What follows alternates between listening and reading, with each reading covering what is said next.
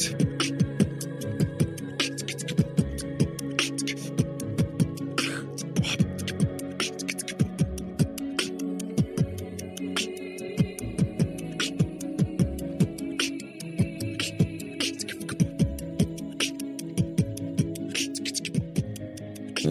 to Warcraft Reloaded, a podcast brought to you by Mash Those Buttons, covering World of Warcraft Classic and its community.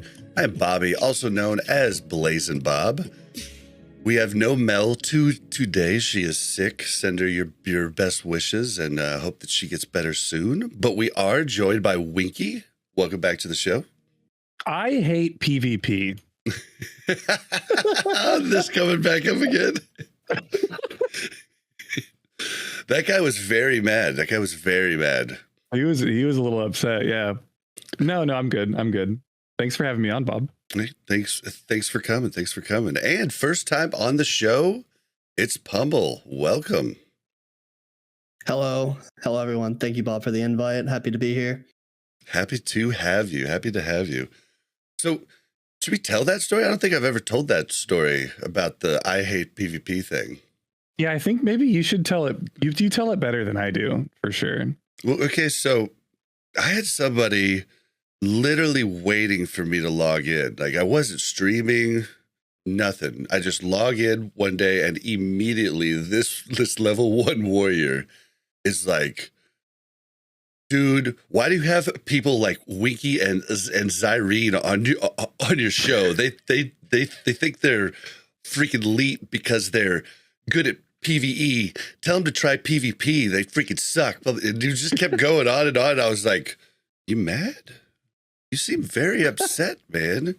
And I just kept turning it back on him, and I was like, well, I'm sorry. You know, we'll try to do better. But he was so mad.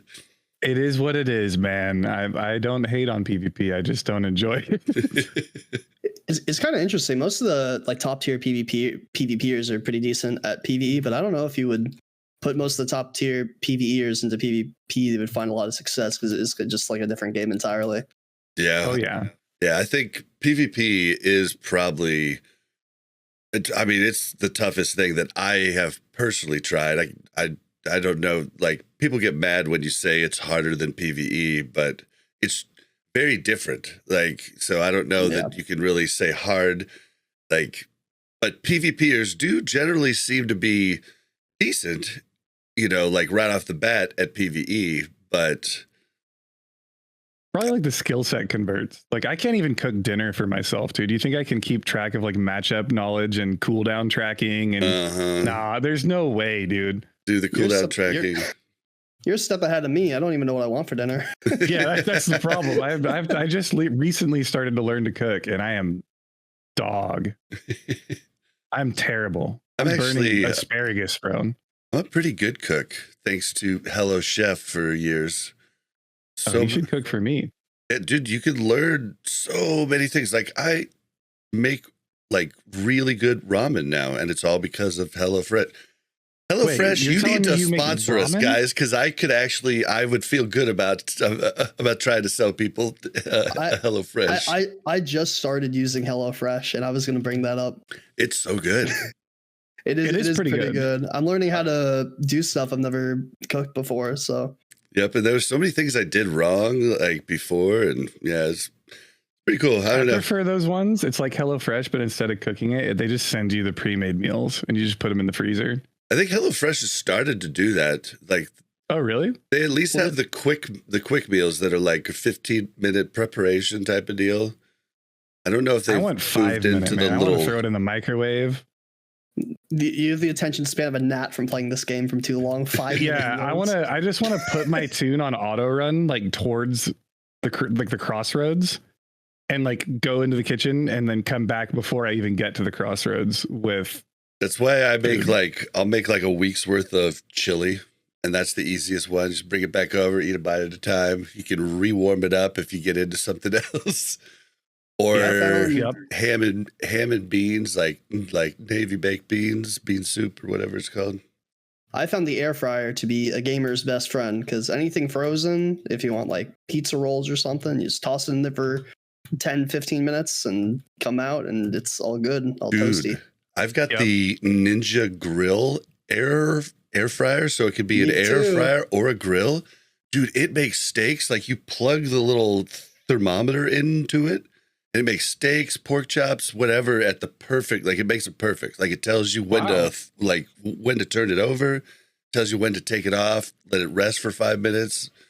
It's freaking awesome. Use air fryers for this is just the most degen way that I use them. I have an air fryer. The only thing I've ever used it is to reheat fast food French fries. I mean, that's the reason for buying it, but it works. We need some home appliance sponsors right now. No, for real. For real. Ninja is I've actually got 2 of them. I've got the like Circle Ninja, just air fryer and pressure cooker, and then I've got the Ninja Grill in both of them. Awesome. Dude, I bet you if you streamed every time you cooked, if you just made like a kitchen cam and you always streamed cooking, you could get some appliance sponsors. I believe that. Oh yeah. I'm sure. I think actually Monty did that recently. Monty Cristo. Yeah, we should do that. All right, put it on the list. Put it on the list. Put it on the content list, boys. All right. Well, we better get back into the show. But that was a fun little tangent. All right. So starting off the show, I like to remind everybody that we stream live on twitch.tv/BlazinBob. That's BLAZZINBOB. I'd like to thank our tank patrons in Thick Lizzie, Croxford, Braxton, and Turtle Whale. Thank you guys for helping us out on Patreon. What's the other stuff I have to get through? Oh, if you need a guide for anything WoW related, whether it be retail or classic, go to restedxp.com, use code reloaded at checkout to save 5% and support the show. Okay, I think that's it. Let's move into voicemails. If anybody wants to send one in, the number is 816-866-1066, or you can go to speakpipe.com/Warcraft Reloaded and leave one there. Only had one this week, and it is our friend who's been giving us weekly updates on his progress on hard mode. So let's go ahead and play that. Hey guys, back with my what seems to be weekly call-in now. We did end up getting MIM hard mode after, I want to say like maybe an hour and a half. We would keep getting to the final phase and then somehow people would just die. But we did get it eventually with about half the raid still alive at the end. And then as far as 10-man goes, we've been trying Algalon for about, I want to say 3 or 4 weeks now. And this week we got to 1%. I've heard he's supposed to die at 4%, but we thought he'd just die while casting Big Bang, which was wrong. So he finished the cast, and we were just trying to push him to 0, I guess, before he finished the cast. And then he exploded us all. We all died. And that was our first pull of the night, I believe. And then we just proceeded to wipe for another hour after that. Or, I guess, I don't know, 50 minutes or so. It was pretty demoralizing, but I think this week we'll get it. It was, yeah. I don't know how such a fall from grace after that first pull, but yeah, we'll get it eventually. We also tried our first pull on Algalon 25 after getting the rest of the content down on Monday when we did get MIM hard mode. We tried that for about half an hour. We went after our normal raid time, but wasn't that bad.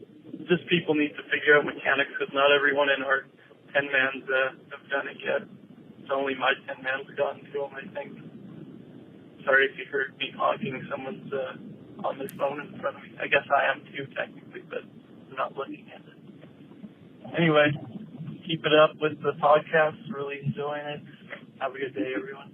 gonna pause and see a thing up here. Okay, I don't think I heard a question in there. It was like a diary. Yeah. Well, so okay, would you say MIM's the hardest hard mode?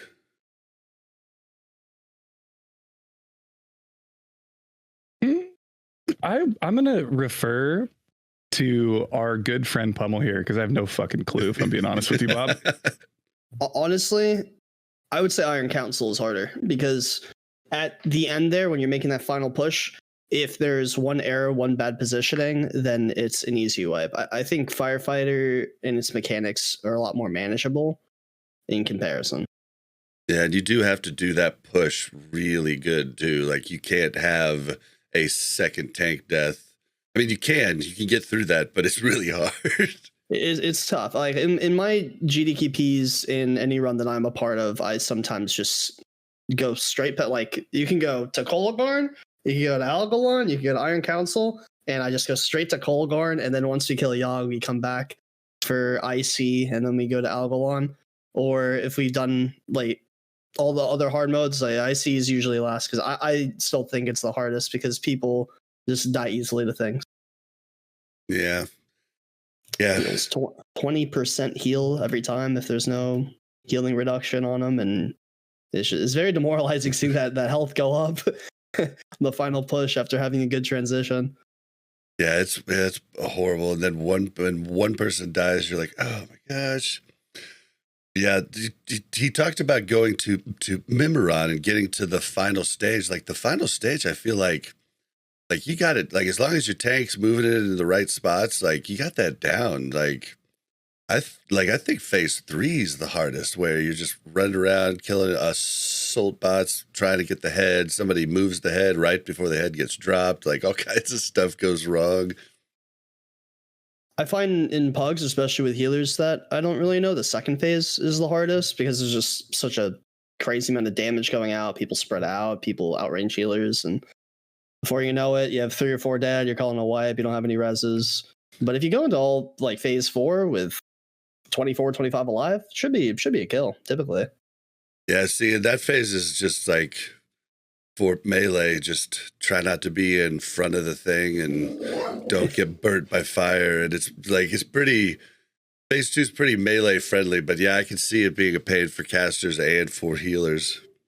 I've had the fire be out of control before, and I'm just hitting the boss, and I don't see the frost bomb behind me, and then it just blows it behind me and kills me and flings my body forward towards the button. That is a demoralizing feeling. Yep. Well, demoralizing. Mel went in to Algalon 10 this week, and she's dropped it the past 2 weeks, and then this week they were just having problems with the tank swaps, and yeah, like they did not kill it.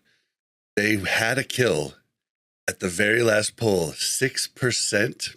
Timer ran out, and he just disappears.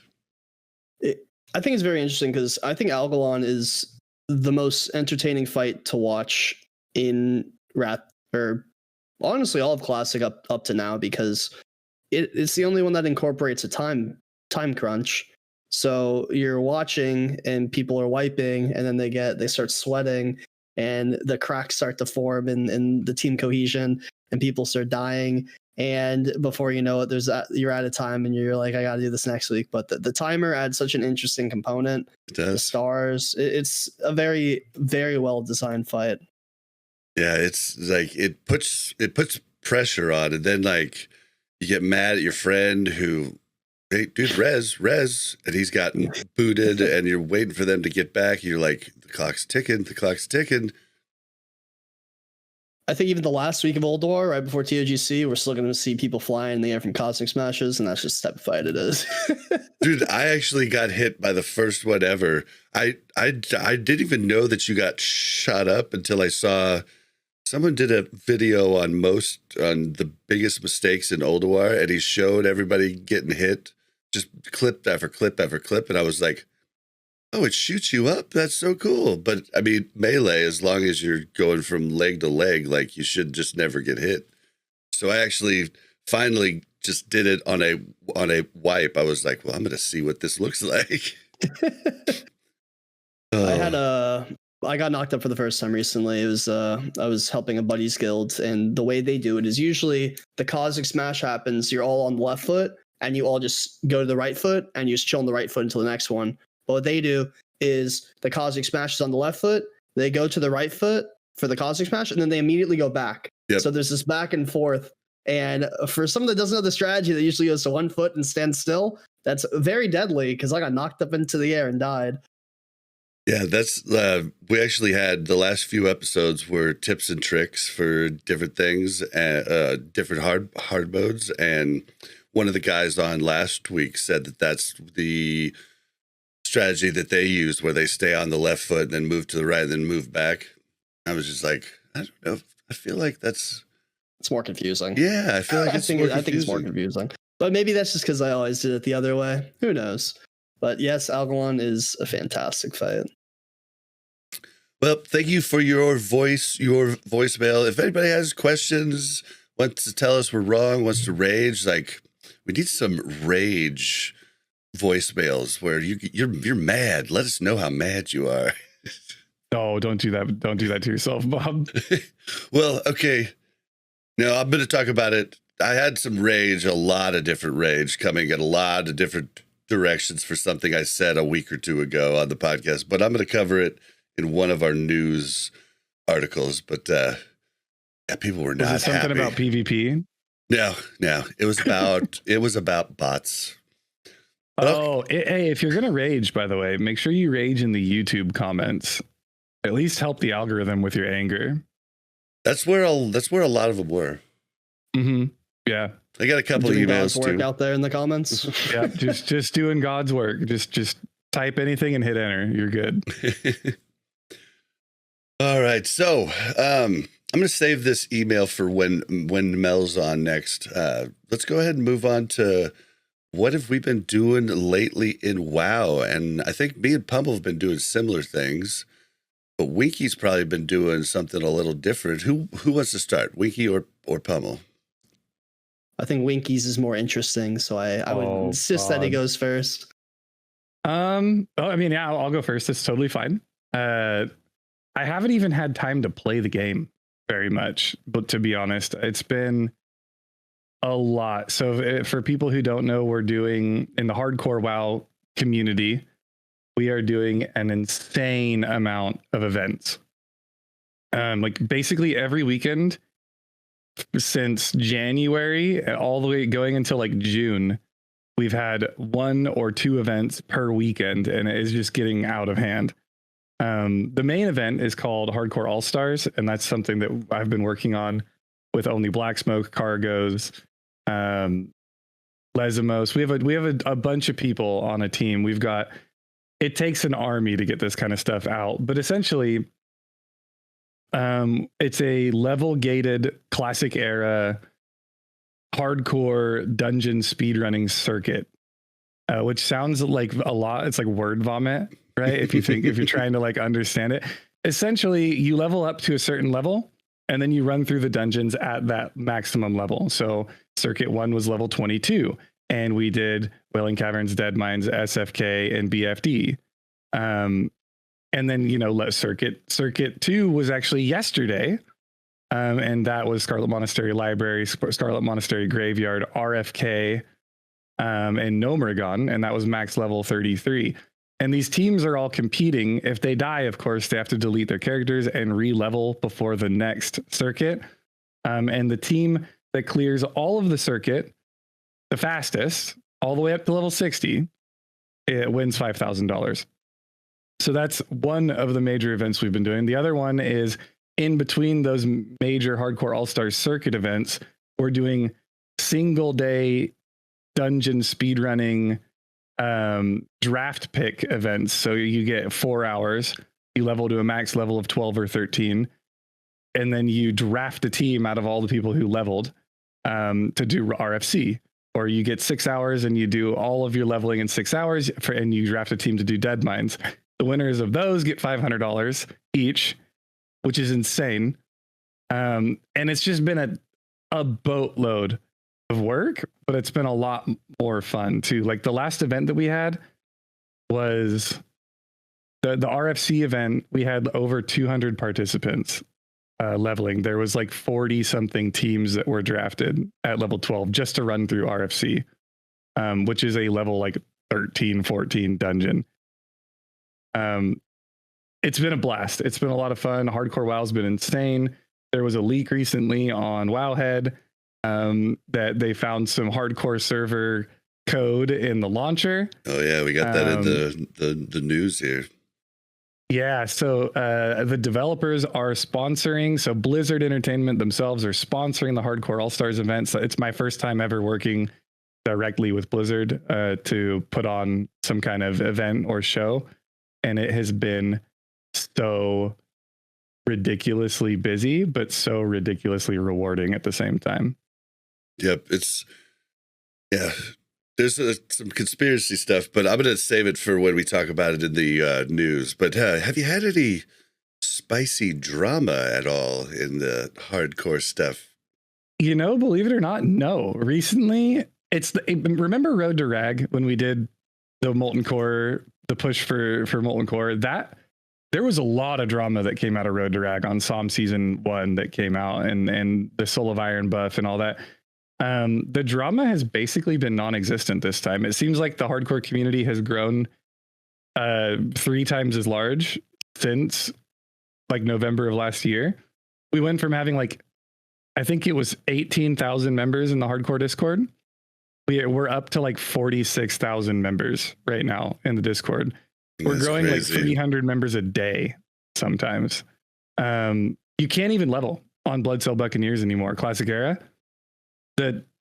There's like a 5-person line for every quest. Any named mob takes you about 45 minutes to get a tag. Because you can't group up.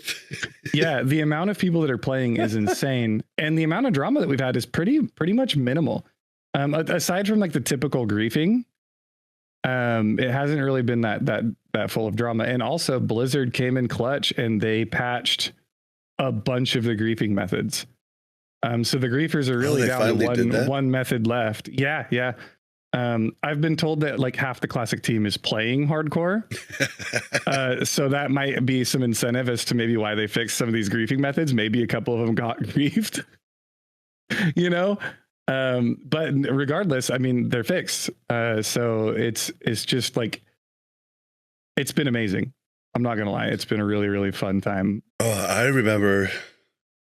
Imagine if you're a griefer and you just walk up on some developer and you're like, oh, this is gonna be so funny, and then like 5 minutes later it's just like patched. yeah it seemed or you get banned. They're banning griefers now for griefing. That's great for the community. Yeah, which is something we haven't seen in a while. And probably, I mean, I don't know if this is like, I can't even confirm this, but big shout outs to Agrend. I know he's a big proponent of hardcore. He's been playing a lot of hardcore. He tweets about his character progression in hardcore. He's running around the world and enjoying the game. And it's so cool to see someone that's like actually helping the community. I remember coming from Blizzard.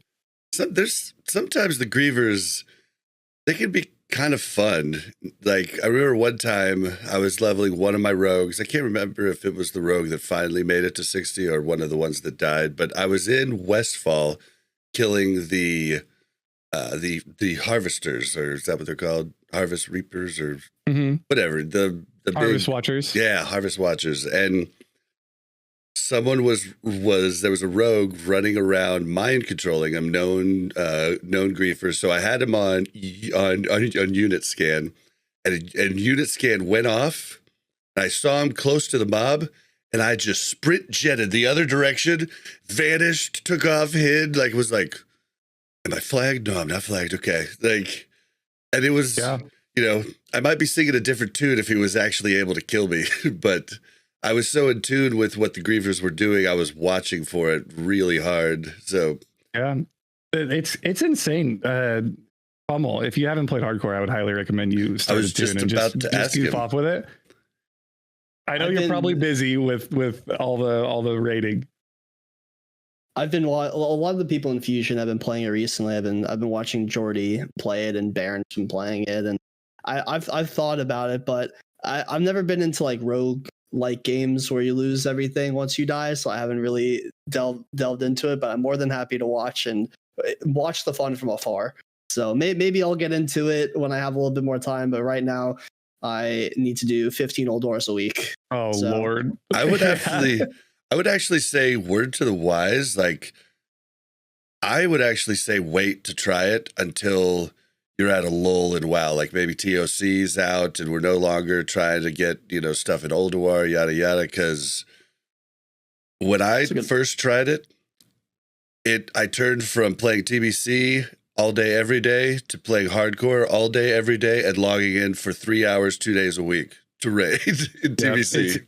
To be honest, the beauty of hardcore, and I've been on this show how many times I've been preaching about how cool hardcore is. Yeah, you came on the first time and I was like, yeah, I said the same thing Pummel did. Yeah, I'd like to watch it from afar, but it's not really for me. And roguelikes aren't for me, but there's something about it, dude. You get in there and when you get so excited for a bag to drop, like early on, you're like, oh shit, I just got a 4-slot bag. Fuck yeah. Or you get a green that you can use, or there's something to be said about it. Like you actually don't focus when it's a weird mind game, but like you don't focus on the fact that you could lose your character if you die when you're playing hardcore. Your focus is solely like on the world, and just like it really brings you back to that time that you first sat down, whenever that was, and very first time you played WoW. It brings you back. It has this like magical essence in a way that brings you back to like the older days of like exploration and learning new things about the game that you've even forgot about or never knew to begin with. It's a really cool, interesting like thing that happens to your brain when you play hardcore. It's pretty sick. The one thing I just see myself doing is I'm going through, I don't know, 1,000 needles, and I come upon wolf number 76, and wolf 76 has a stun that I didn't know about, and I get low health, and I just die, and I'm sitting there, my level 30 something, what happened? Or even I have to do it again. Yeah, even a mortal strike like that you didn't know mobs do. Certain mobs call for help.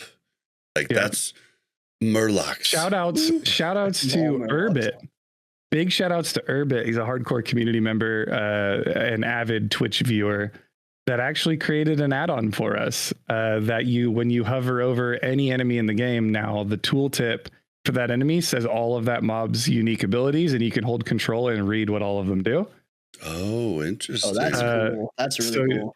So you're never surprised by a mob that can fear you anymore. You're never surprised. And some people think it's kind of cheating in a way, but hey, you learn a lot. I mean, it is kind of. I mean, unit scan is too, but I couldn't imagine going through hardcore without unit scan. And if you're starting out, you should check out Calamity. One of her recent videos was like on tips and tricks, right? On like how to she has her list there, and she shows you how to put it into your own unit scan, and that's really nice too. Yep. The amount of discovery that's still happening in the hardcore communities, especially the speed leveling community, is insane. These logout skips are getting wild. And we see those all the time now that we're focusing a lot on like speedrunning tournaments and dungeon speedrunning. We're seeing some tech. Big shout outs to Tommy Salami, shout outs to Ompy. These guys are coming up with things no one's ever heard of because they're doing dungeons no one's ever speedrun. Right? We're speedrunning dungeons that no one cared about before. And it's crazy, some of the technology. Like I just watched yesterday, I watched a team do a 3-minute and 30-second Scarlet Monastery graveyard. Under-leveled. On solo self-found characters. Wait, which wing? Cathedral? It's the graveyard wing. Graveyard, okay. Cathedral is in the next circuit on April 15th, and Cathedral is estimated to be an 8-minute clear from what the teams are doing right now on PTR. That sounds wild. Under-leveled 3 minutes sounds ridiculous. They're doing the Cathedral's insane. They're going to be 4 or 5 levels under leveled, and they're going to be one pulling the entire dungeon. See, that's the stuff that gets me interested, like the pushing the limits type deal, because you don't know what type of like classics. Part of classic's beauty was all the little toys that you got to play with, you know, like the light of balloon, and who knows what little toys utility hasn't been discovered yet, and that part's a little bit interesting to me and might drag me in. I was watching these level 32 solo self-found hardcore warriors prepare for yesterday's circuit. They soloed Whirlwind Axe at level 32. To kill the elementals in Arathi Highlands, those elementals are level 40. They were using the lake to path them, right? They were using the lake to path them. They were using compact harvest. They were using like the compact reaper from engineering, and they were using throwing weapons, and they were infinitely kiting these skull level mobs. And it took around 30 hours per warrior to get Whirlwind Axe. On hardcore characters. On hardcore. And it was because they were doing it under leveled, right? Like they could not go past level 32 because that was our requirement for the speedrunning tournament. You know what that's kind of like? You remember before Classic came out, they had like that level 39 dueling tournament on the round? That is exactly what that reminds me of. And I thought that was so cool how they were min-maxing level 39s. Because we've never seen that before. Dude, yeah, we've been getting a lot of comments saying that it reminds people of the level gated beta because you were like twinking your character out at these very specific low levels that was going up every, so often. And it was really, really fun. And we've kind of brought that, and now we're throwing speedrunning tournaments in on it. Also, there is dueling tournaments on April 1st. There's a level 22 one life rogue only dueling tournament. We call them mock garage. If you lose your duel, you kill your character. So everyone's leveling rogues to 22, so that vanishes on the table, poisons are on the table, but you don't get cheap shot, you don't get kidney.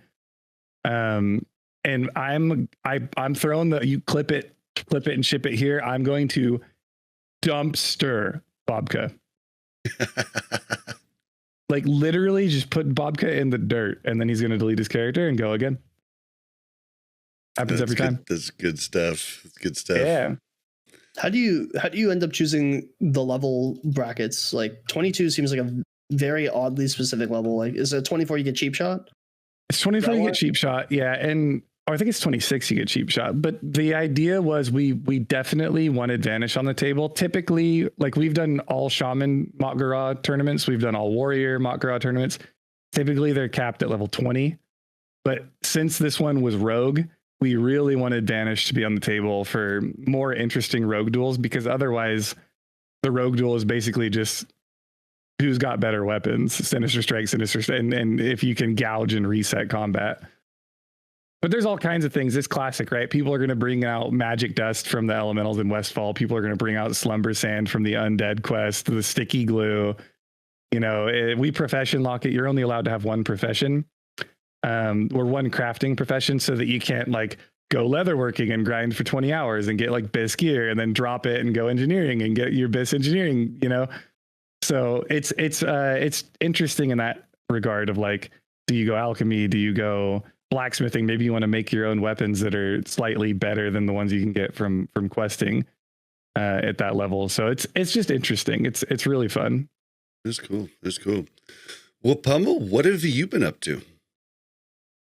Well, I raid in the guild Fusion on Benediction, where I'm an officer my Wednesday run. I run a GDKP on Fridays, and I just go to a bunch of other runs that friends host and people that I've met through the years. I've been on Benediction since week 1 of Classic, so I've seen. Yeah, we went from a small 50-50 server with like 5,000, 6,000 people to slowly being overrun into 30,000 people, 100% alliance population. So kind of seen it all. But right now I'm just finishing up. I leveled every character to 70 in TBC. So I'm just getting the last of those to level 80. My last one's my Balance Druid at 75. And I just sent a few of those over in the new transfers, the free ones. I sent some of them over to the Horde because some of my friends left. I wanted to keep playing with them. And that's about it right now. WoW-wise. Yeah, I heard Ruggs left us. He just told me that the other day. Yep, Rugs had we have an interesting system in Fusion, but we had a flex raid, and it was Rugs's raid with some of his private server friends, and they unfortunately left us and went over to Faralina. What's it like being an officer in a guild with 6 raid teams? Every Thursday we sit down and we look at the roster of all 5 raid teams, and we're like, who can't go? All right, who do we need to fill here? Who can we like swap around? Who has alts that can fill these? The good thing about Fusion, and it's very friendly, and we don't run like splits or anything. Everyone thinks we run splits because we have 5 raid teams, but it's not splits. They're all individual raid teams. We have like 125, 150 active raids, and it's like a collaborative group community, and it's a great guild to be in, and I'm pretty happy here. Yeah, I love that you guys stream PTR. Because like I do like watching the end product, like on the day that everything drops. But boy, watching you guys work through and talk out problems and different things you run into is just so interesting. And so many big like good guilds don't do that. They're like don't let anybody stream their PTR. And I just love how you guys basically stream it all. So that's a double-edged sword. I like being able to stream the PTR. I like streaming the PTR because I like the community to be as aware as possible going into things and being able to see discoveries with us on the way. In reality, this has all been done before. We don't need to discover an Anubarak block set. We know an Anubarak block set exists. This has been already cleared for us. The things that are to be discovered on the PTR or like new Blizz-like features. Maybe there's some spot that some boss glitches and you can avoid a mechanic or something like that. And then you do that during a race and people complain about it on Reddit. So there's nothing, I don't think there's that much to gain from secret training sessions on the PTR unless you know something that everybody else doesn't. And I don't think we have anything to hide, and we're confident about it. Yeah, I think I just think it's cool. I'm just appreciative of it because it was what I asked for forever, and then Fusion started to do it, and I was just like, this is awesome. You know, I give Jordy shit about this all the time, but I'll give you shit about it too now, Pummel. I applied for Fusion before Wrath dropped, and I never heard back. What's up with that? So the way Fusion's roster works, it's really like if we need the position, then we'll reach out. But there's so many applicants all the time that people get lost in the folds. And like I've had people that I've recommended come in, and it's just I'm sorry if you're like the #1 Fury Warrior in your guild. We probably don't need Fury Warriors. You're a dime a dozen. It's just how it is. It's reality. If you're a high quality Resto Druid or Boomkin, and we just need one of those at the moment. There's been people that have been in Fusion since Fusion began and hopped all 3 servers, and then there's people that have joined recently. It's just whatever the demand is, that'll be reached out to, and if we need something down the line, then we'll go through the last month of people that applied and figure it out. It's a revolving door. Unfortunately, I wish it could be better sometimes with people that show signs of maybe they want to dip, and then we could proactively like get some good people that apply. But beggars can't be choosers. Yeah, running a guild in cloud. Go ahead, Bob. Oh, I was just gonna say this goes back to something we talked about a few weeks ago, is where everybody in the community seem to think that like they can get into a guild that just is like Fusion and they can get into it easy peasy, and they are trying to get into all these different guilds and they just can't. Like it takes a lot of work. Yeah, there's no spots. And if there is, you're required to have 2 characters, be able to raid a ton. And these people that want to raid 2 days a week somehow think that they can get into a guild like that. It's just not the way it is, And so a lot of people seem to just feel that like everybody's dropping everything, but like according to Warcraft logs, everybody is not dropping everything. There's very few people that have done it all, so it's just kind of a bummer, the misconception. Yeah, I think that's definitely something that people overestimate, is how easy it is to get into guilds. Like we vet people, but the beauty of Fusion is that a lot of our players are adults with lives. And right now, all the raid teams are down to 1 night clears. So there's a large variety of dads that don't have to commit to 2 nights a week and don't need to do splits and can still come to a high quality raid where there's some standards that are applied. And every once in a while, we take some of the people that are interested and do a speed clear or 2. And it's a very homely system. And if you can't make your raid, say you raid like Wednesday and you're like, oh, I need a raid Thursday, then you just ask someone in the other raid to swap and you still got a raid spot. You don't got to go GDKP, which a lot of people don't seem to like. That part is really cool though, getting to like swap, because I pretty much make every raid time unless I'm like out of town. And, you know, it'd be nice to just be like, well, maybe I can go do this thing in real life because I could swap with, you know, Jason over here, you know, for the week. So that part is neat. Nice. It's nice. So happy to be here. Yeah, I was gonna say running a guild in Classic or being any kind of officer in it, it's like a full-time job. I did the officer thing for all of Classic and most of TBC, and then like halfway through Black Temple, I was just like, I can't do this anymore. Like I can't work 40 hours a week and then get off work and go back to work for another 40 hours a week. You know what I mean? Mm-hmm. Yeah, I was an officer in my 40-man Classic guild, and then we split apart for TBC and split into a new guild, and I was an officer in that. And then that kind of fell apart due to reasons. And I was like, I'm never going to be an officer again. And then I get here and I start raiding, and a few months later, they're like, hey, we need a caster lead. You want to do that? And I'm just like, hey, here I go again. Yeah. It's a thankless job 99.99% of the time too. So if you're listening to this and you play Classic WoW and you have a guild, thank your officers. Dude, I do it all the time. But it's because it's just like people that did jobs in college where they waited tables or bartended, like they tend to treat their servers really well throughout the rest of their lives. It's the same deal for me.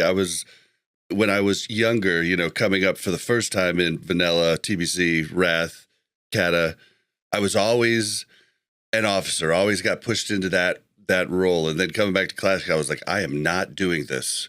But I sure do thank them all the time and like point out like all the work that they do, because I know. But anybody who hasn't been an officer, like they just might not. They just don't know what they don't know. You know. Yeah, I'm not gonna lie. I was talking about that on stream the other day. I think that it should be required in at least where we live in America. It should be required you work 2 years in a service industry.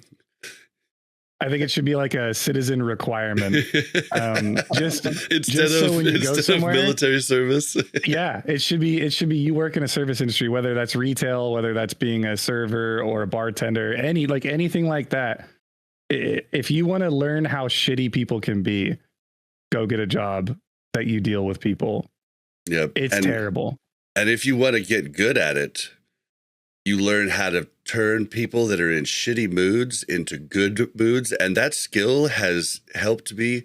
Like, I'll go to the grocery store. I'll be the person's checking me out, and they're obviously pissed. They're having a bad fucking day, right?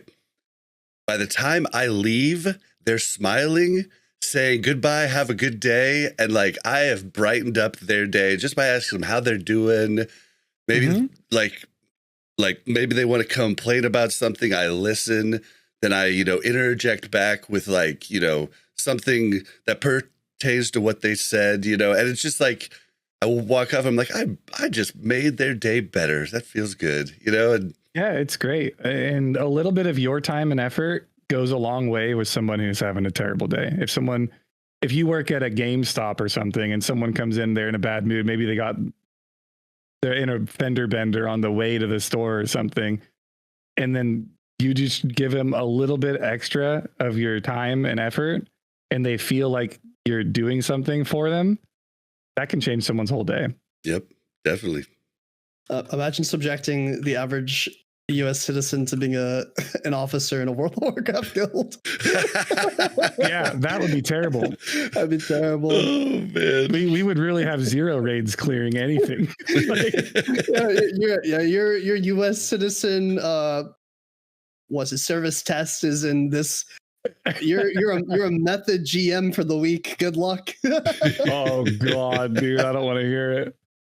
Oh, that's on top great. of the public perception that you get too, because when you're in like a more prolific guild and you're in a management type position, there's a lot of eyes on what you're doing often as well. You know what I mean? Like, not only are you trying to run your guild successfully, but you've got viewers actually watching you. You've got people looking at at every raid that you do, all your parses. They're trying to figure out what you're doing and how you're doing it, or they're watching a stream. And then you've got, I'm sure you get stream haters.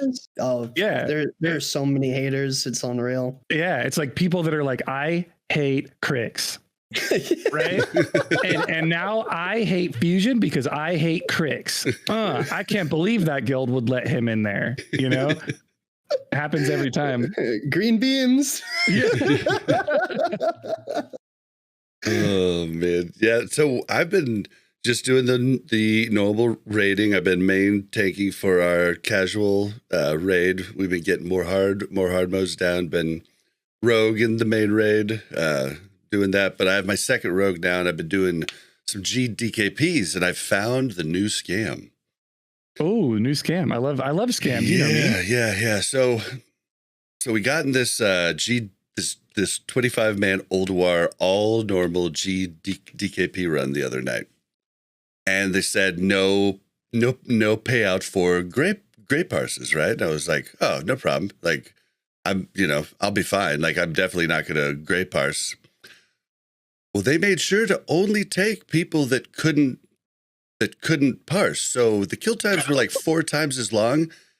Everybody in the raid gray parsed except for 5 people. And they were like so 35 parses, right? And I was like, you just cheated me, you little bastards. I was like, at least they did give, like, I was the highest gray parser. So they did give me a half cut. But like, they cut it. They did the cuts before they kicked the people. So they pocketed just a ton of gold. And like the whole raid was annoying because the whole time they were speaking Spanish back and forth to each other, just having a conversation. We didn't know what the hell they were saying, like the majority of the raid. And then like a couple words of English would pop out, and that was our explanation for what to do. And we're like, huh? Like, it was horrible. And then, yeah, so that's the new little cheat that I think a lot of people are doing. Like, if you don't pay the gray parsers, but then you just don't bring any pumpers, everybody's going to gray parse.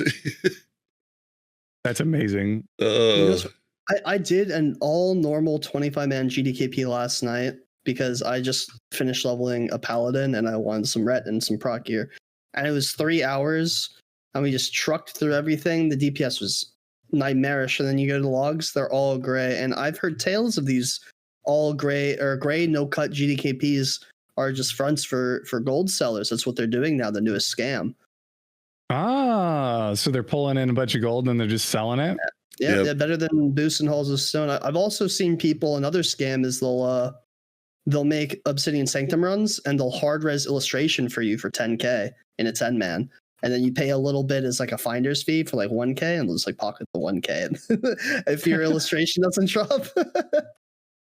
Yep, I should like, I just wanted to get in something quick, and like I should just only do the DKPs that are in the Benediction GDKP server, but like those take planning to get into and stuff. And I was just wanting to find something they fill up pretty fast too. Yeah. And you got to be that server pretty specific about what you want, your needs and everything. And I just wanted to get into something.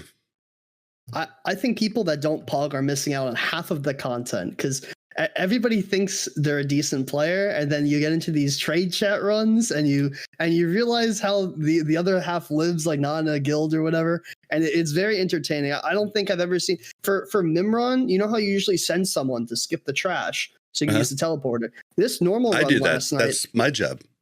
This guy just said, we're going to Squid Games it. All 25 people bomb rush the trash. And the first one that got to the tram won. And it was an absolutely ridiculous thing to see. That's sick. Yo, Pummel, that's a YouTube idea, awesome. Pummel.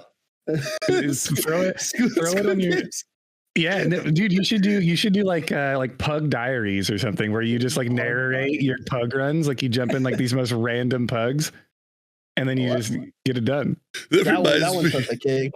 It reminds me, if you like saw that in like real life, there'd be people like someone would fall over, or you'd be like tripping somebody to like let the mobs eat them, and so you can get away faster. He told me to bubble the second pack, so I was like next to the paladin in the front, and he bubbled the first pack, but he forgot to bubble, so all the bombs ran to me, and I died immediately. And I was just sitting there like I couldn't breathe. I was laughing so hard. Oh my gosh, that is great. Yeah, you see a lot of different things, and you learn a lot of different strategies. Like some of the best easy mode strats will be found in GDKPs because they're made to get people who don't know what they're doing through, right? So you can find some pretty good gems there if you do those quite a bit. But yeah, that's been my week so far, and yeah, it's been all right. It's been all right. I kind of miss GDKPs, man. I made enough money in GDKPs in Classic to last me all the way through TBC, just because I was one of the only warlocks that could tank twin imps. So people would pay me to just come in, tank twin imps, just so they could do their AQ. And then let's be real, I bought gold for the rest. Like whatever I needed, I just www.sellmegold.com, and then I just swipe that card, bro. Allegedly. Not even allegedly. There's a promo code Winky at g2g.com, by the way. You can save yourself 10%. I'm not. He's been on this thing forever. Yep. I'm a shameless gold buyer. Yeah, I hear the new trick is you buy it, and then they just you add them to a guild, and they just insert it in your guild bank, and then someone that's a private server takes trick. It out. Yeah, that's how they do it on the private servers. I didn't even. It's literally money laundering because you're cleaning the money through the guild bank. Yeah, that's because private servers, believe it or not, actually had good policing of gold selling for the most part. And that's how they would get around it on private servers too. They would add your character to the guild. Wow. It's funny that you bring up the topic because I was just looking at the price of gold the other day for research purposes. And, research purpose. Yeah, purely research. Well, I run a few GDKPs, so I only bought gold once, and it was in TBC. I just hit max level, and I spent all my money on a DST. I was down to like 1,000 gold. And I was down horrendous. So I did it once, but ever since then, I'm like, why am I running all these runs if I'm going to ever swipe? So I just run so many GDKPs, and now I just don't need to worry about that anymore. See, that's my favorite thing about hardcore. Think about hardcore. You don't need gold. If you buy gold and you die, your gold gets deleted. Has there been a hardcore GDKP? No, but there will be. Grace for Days is actually going to put together the world's first hardcore GDKP, and things are going to sell for so like cheap. 2 gold. Yeah, because no one's going to have gold. So how do you know what they're running? They're going to run Molten Core. Oh, yeah. It's going to be Molten Core GDKP. Imagine the person holding all the money dies. Yes. Well, so we have strategies for it. We've talked about this like extensively, right? We have a strategy. We are going to give the gold holder a Petri flask and exclude them from every fight. So for every single fight that they go into, they're going to Petri flask pre-pull and just sit there while the raid kills the boss. And then they're going to pop their Petri flask off, and then they're going to just travel along. They're basically just going to be like a pack an NPC. Yeah, it's like a pack mule. And then they're just instantly safe. Because worst case scenario, if a wipe is coming, they can just drop group while Petried and get teleported out of the dungeon safely. And everybody else just dies. And then that's almost, shameless to say, that's almost best case scenario, because then we have all the gold. But no, I mean, this is all memes, right? There's no point to gold in hardcore, which is my favorite reason I really enjoy the fact that you don't need it for anything. So you don't need to buy gold. There's no like auction house economy because it's all solo self-found. So there's just no point. Once you get your mount, you can literally respec as many times as you want, not worry about your gold, buy 2,000 mana biscuits from the Western Plaguelands vendor. It doesn't matter. You don't need it anymore. Yep. Yeah, well, I'm like Pummel. Like, I play all day, every day, and so I mean, even just doing stupid stuff like working up new characters from 70 to 80. I mean, that generates a ton of gold. You know, like, and there's That's just probably how I made most of my gold. Yeah, I mean, there's just so much, but I don't hate on anybody that buys gold because I'm not in their situation. Like, if I only had a few hours every week to play, I can't say that I wouldn't do it, you know? So I don't try to shame others for what they do. Live and let live. Let people do what they want to do. You do you, I'll do me. It's all good. Whatever. Bro, the amount of people, because I'm very open about it. When I was playing TBC, I was buying a lot of gold, right? The amount of people that come into my chat and they're just like, filthy gold buyer. You're the problem with Classic WoW. You are contributing to the issue. And it's like, yeah, I get it. But then the amount of people that do that and then send me a Discord DM or they tweet at me or they DM me privately saying, yo, dude, like, does that code really work? Like, I could actually, like, you telling me I could buy gold right now? It is insane. I get way more people that are like, yo, thank you for just being open and honest about it than people that actually hate on you. Because 99% of the player base buys gold. Let's be real. I mean, a lot of them. I mean, I know a lot of people that do. If they didn't do it, the botting problem wouldn't be that bad because they wouldn't be making any money on the gold they're selling. Yep. I think it's like a two-way street, right? Like the bots are allowing them to buy the gold and they're buying the gold. And if you cut off the bots, then the two-way street gets collapsed and then you don't really have the problem. But the bots are a whole nother issue. We're gonna get into that here in a second. Take on bots. I'm actually really interested in your bot take. Bob. We're gonna get into that in a second. That's a good cue for us though to move on to. Time for the news. All right, so first up in the news, you talked about the hardcore event and everything going on. The link's going to be for everybody in the show notes, so you'll be able to check that out. But let's talk about the Hardcore Realms Datamined from retail. They're putting them. I thought they were data mined from Classic. I didn't know they were data mined from retail servers. Retail 10.1 client, which yes, we use the retail infrastructure now. So yes, so that was the main joke in the hardcore community when that leak came out was, lol, imagine if they put it on retail, right? There's like nobody's asking for it on retail, right? And then there was more elaboration from a secondary party that said they use the same client. This is most likely going to be a Classic thing. I'm incredibly interested, as you can imagine, how much I value hardcore and hardcore news and things like that. The fact that they gave us Soul of Iron during Road to Rag is a good sign. Right. That's the way I look at it. They gave the hardcore community a shout out on the announcement for RAF at BlizzCon. If you go back and watch that, they talk about Season of Mastery. They talk about hardcore and they don't even call it the Soul of Iron community. They're calling it hardcore. Right.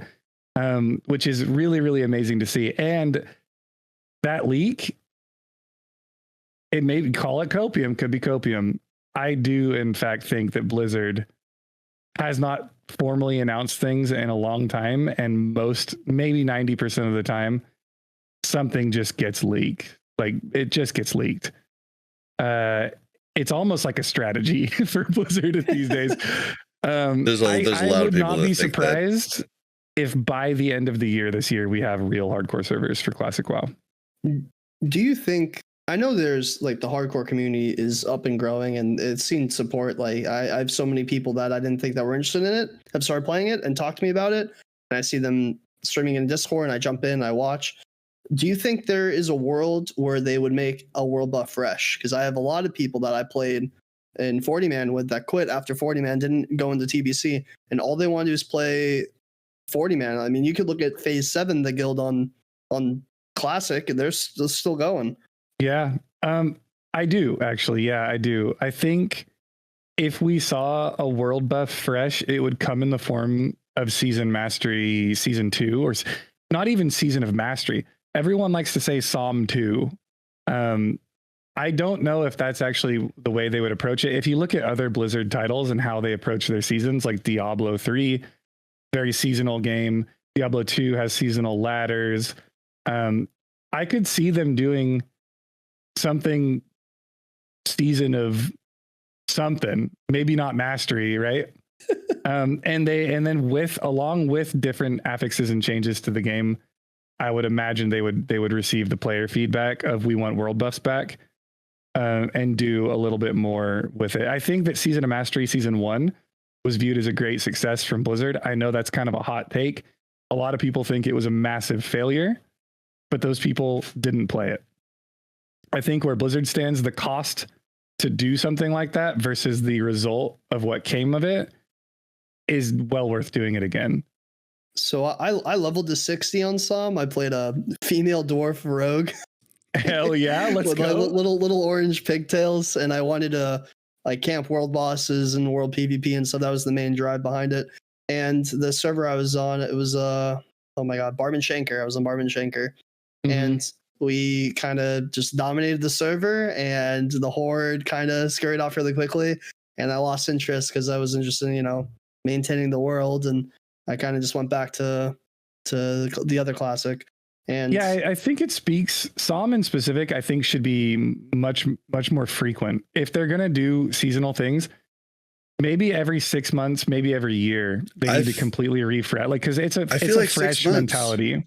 Yeah, I feel like six to 8 months, maybe. Like, but like, I don't even care. Start it in phase 6. And right? I want to level faster. I'd be down with just getting the buffs from an NPC in Stormwind, or just have them be on set timers. So like, maybe you still have to log in at certain times, but I liked world buffs. I didn't like getting them purged, although I never had mine purged, but boy, it was annoying for everybody's. Yeah. You could do that, but like, it was annoying having guildies have it happen to them constantly. And like, it was I do think that the two primary feedback responses from Season of Mastery was we want hardcore servers and we want world buffs. And I think they'll probably take both of those things into consideration when they look into incoming freshes, whatever it may be. I have a hot take for world buffs. Oh yeah. Let's hear it.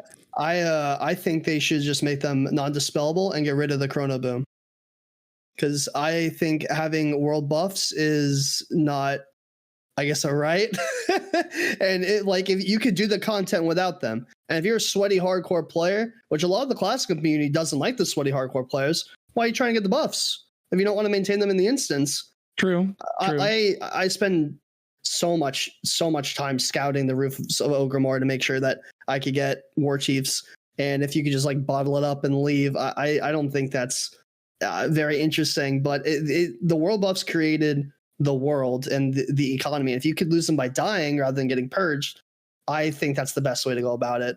But I do like that. I like that a lot. I do. A lot of people want to play their character though, and that's the that's the opposite problem there too. I think the number, and I've had countless discussions with Tyrannosaur about this, because he's big in the classic speedrunning community for endgame, just speedrunning Molten Core, Nax, all the good stuff. The 40-man speedrunning community doesn't even want to look at the game unless there's world buffs, and it's not necessarily a mentality I even understand. I mean, Sal Dally, when Season of Mastery was announced, like as soon as he found out it was on stream, he was like, wait, no world buffs? Oh, no, never mind. He just stopped reading about it. He didn't even care at that point. It's like a hardcore rating. Like, how hardcore you die and you lose everything? That's what world buffs is like. It's that one death that breaks your heart. You put all that time into it. Dude, it bums you out. Dodge Griefer, dumb Scooby-Doo shaman number 18 coming at you from behind with an invis pot. Yep. And people would get so toxic and then partly AFK after they lost buffs. Like, yep. I think the move going forward for Blizzard is it's way too much for them to do. But what I would want to see is Psalm 2 with more Classic Plus type changes. You know, maybe go higher Turtle WoW. Literally go higher all of Turtle WoW and bring them on for Psalm 2. They are doing incredible things on that private server right now. See, I want Wrath talents, but level 60. And I mean, don't like shrink them down. Like, if you want full points in one of the trees, if you want that 51 point talent, you have to spend them all there, right? Like, I just want to see what that looks like. Like, that would be incredible. And I know people say it might split the player base, but on top of that, I also just want Classic WoW fresh every 6 months. Just accelerated timeline, accelerate the phases, make the war effort not cost any materials, make every 6 months a Classic WoW vanilla in a bottle, re-release the game, put a new fresh server out every 6 months. There will be so many fresh mentality players that will at least play it for 2 or 3 months, and then they'll wait for the next fresh. It happens all the time on private servers. It's the way Diablo works like that. I have friends that they take 2 weeks off. They play Diablo. They don't play WoW at all. I don't hear from them. I think they might be dead. And then they're like, "Hey, I'm back. How's Diablo?" Yeah, Diablo. And now they're back. Yeah. It's like it is literally success in a bottle for Blizzard. I don't know why they don't do that. It every time someone quits vanilla WoW, I guarantee you they're vanilla WoW enjoyers, and that they'll come back for a fresh and play for at least a month, right? Do you think that 6 months is too short of a timeline? Like, why not 8 or 12, where you could do raid, like where you can split the 4 raids up really easily? Because what if your stuff doesn't drop? You know, you don't see an OSG in the first 2 months of the 6 month process, then you're like, well, I think it speaks to the non-permanence of your character when it's a fresh anyway. If you know that you're in 6 months, there's going to be a brand new fresh, right? You don't really care about getting all of your bis. It's like, oh, cool. It's almost like RNG. Like, oh, remember season 3 of Vanilla Fresh? Like, remember when I got super looted? I got really lucky on my drops. Like, day 3 of, week 2 of Vanilla Fresh, I walked into Molten Core and I got Choker, the Fire Lord, and Mage Blade, and and then the next week I got all this other stuff when BWL came out or something like that. Like, and then there might be freshes where you just don't get full bis, right? But it keeps the raids difficult, for one, because people aren't just like full loaded walking in with everything that they could have. And if you look at private server mentality and the way private servers have always worked, is they play until BWL and then they quit anyway, and then they come back to the next fresh private server regardless. Yeah. It's very rare to get to Nax on a private server. I have some friends that talk about Warmane the same way. They're like, oh, back in Warmane season 2, like we did this. So Warmane season 3 was so fun. I really like that guild. And then you think they would like increase drop rates in Molten Core, maybe instead of rag dropping only 2 items and 2 legs, like 3 legs and 3 items or something? They could do that. Or make it to where if you clear it faster, you get more drops. Things like that. I like that. Like a drop chest at the end based on your time. Yeah, it can be. That'd be interesting with the timer up top, just like Zolomon mount runs and stuff like that. Yeah, incentivize speed clears. I like that. Yeah, it would be so. Like I view it similar to Diablo, like Greater Rifting, right, where you have a timer, the harder it gets, or the faster it is, the more loot you get at the end. That would be so sick in a World of Warcraft setting. Alongside all of that, though, I think that we just want the original game, Phase 6, always fully unlocked server. Just give us one hardcore server. Yeah. Just let people enter the world and use the hardcore server as the sandbox game mode we've all done, right?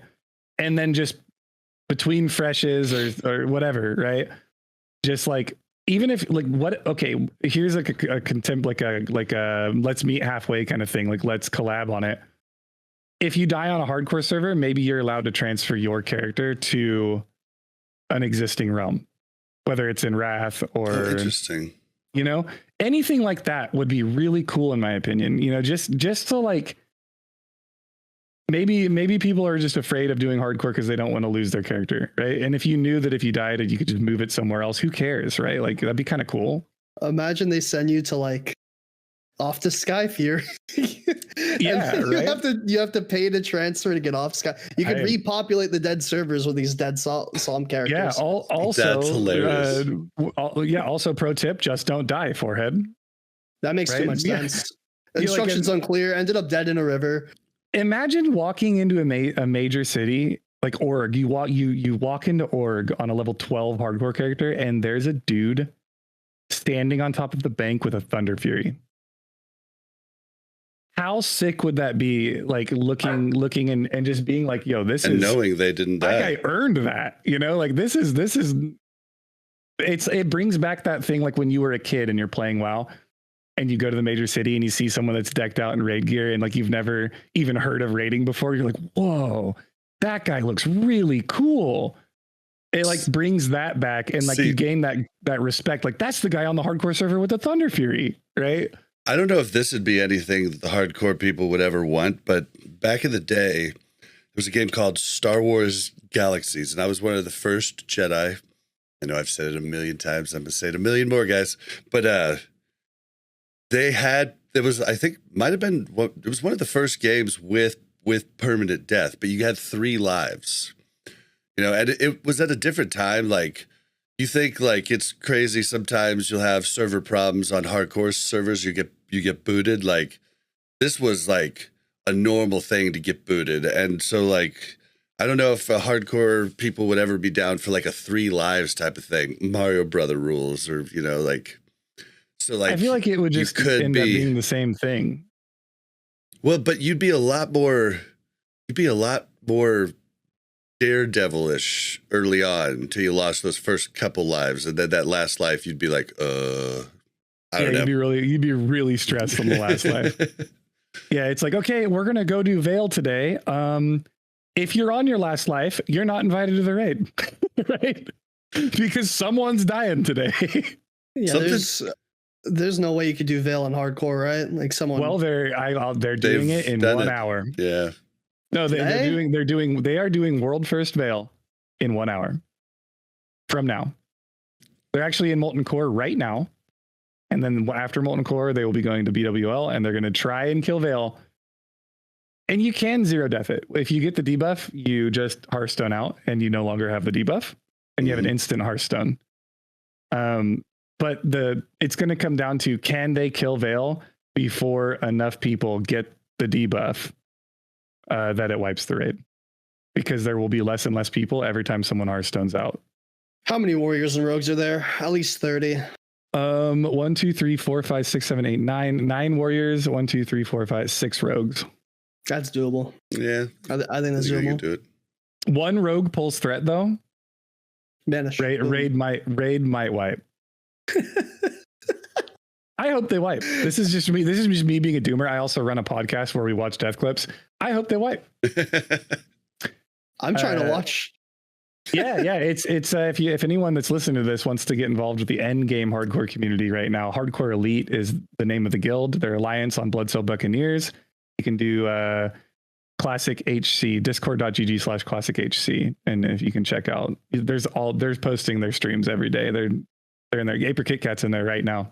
I think it could be like, I think also griefing could be really fun if they have a true hardcore server, because then like I almost kind of want to grief if they come out with hardcore servers, because it actually has. Bob, you sound like a grief. Dude, I was a PK back in Ultima Online. Yeah, I killed a lot of people. I am so glad you brought that up, because that's exactly what I want from hardcore. Like, griefing is so cool if it's a level playing field. Yeah, exactly. If the griefer is also putting their life at risk. Yeah, it's awesome. That it changes it completely, rather than, because if let's say you're hunter kiting Teramis, right? And you kite Teramis to Stormwind to kill a bunch of low level players. There is a chance your feign death resists. There is a chance that you mess your kiting up, there's a chance you pull an additional mob and get dazed, and you die on your hunter that you're kiting Teramis with. Yep, exactly. Which is amazing, right? I'd even also, love. I would grief the griefers. If there's a problematic griefer, I would have a rogue, and my entire rogue's life would be hunting down and killing other players that are griefing other people. I'd be down to do both at the same time and grief the people that I don't like off stream, of course, and then save the people that I do like. There's a real opportunity too that you would have to have your guild bank on a level 60, because there will be people that level characters, like specifically warlocks, to kill those warlocks to drop infernals on your guild bank. Right? Yep. Imagine you've got your entire guild's wealth on a level 1 character. All it takes is 5 warlocks just dive bombing into the bank, dropping infernals on you, and then your entire guild bank is gone, right? You're like, no. I also think a true hardcore PvP server would be great, but it would be fun for 2 weeks. Yes, and it would suck after that, right? Like, but yes, if they had stipulations to where you couldn't like attack somebody, more than 4 levels below you, that could be interesting. That's something I always wanted from vanilla. You better roll with a crew. Yeah.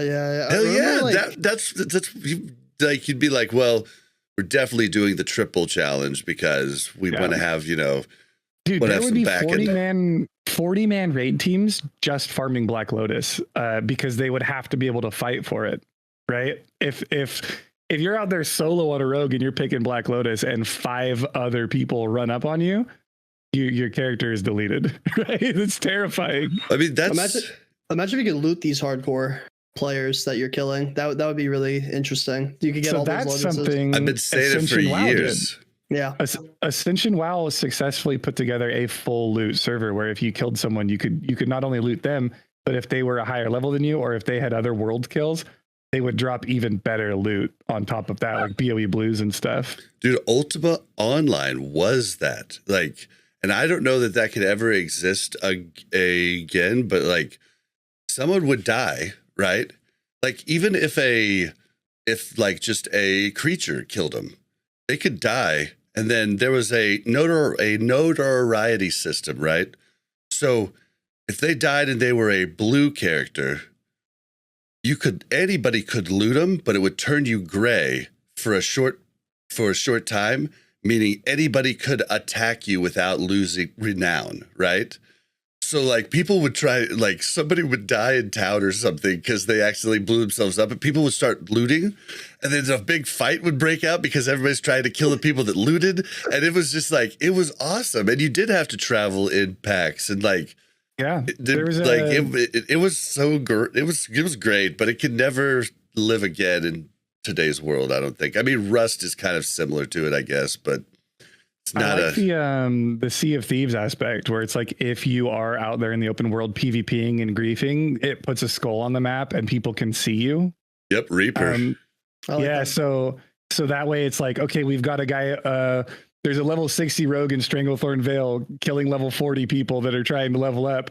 And then they log into their level 60 characters and they run over to the skull on the map and they're like, all right, man, you want to fight? Let's fight. Right? Like that kind of thing. But that would be really cool.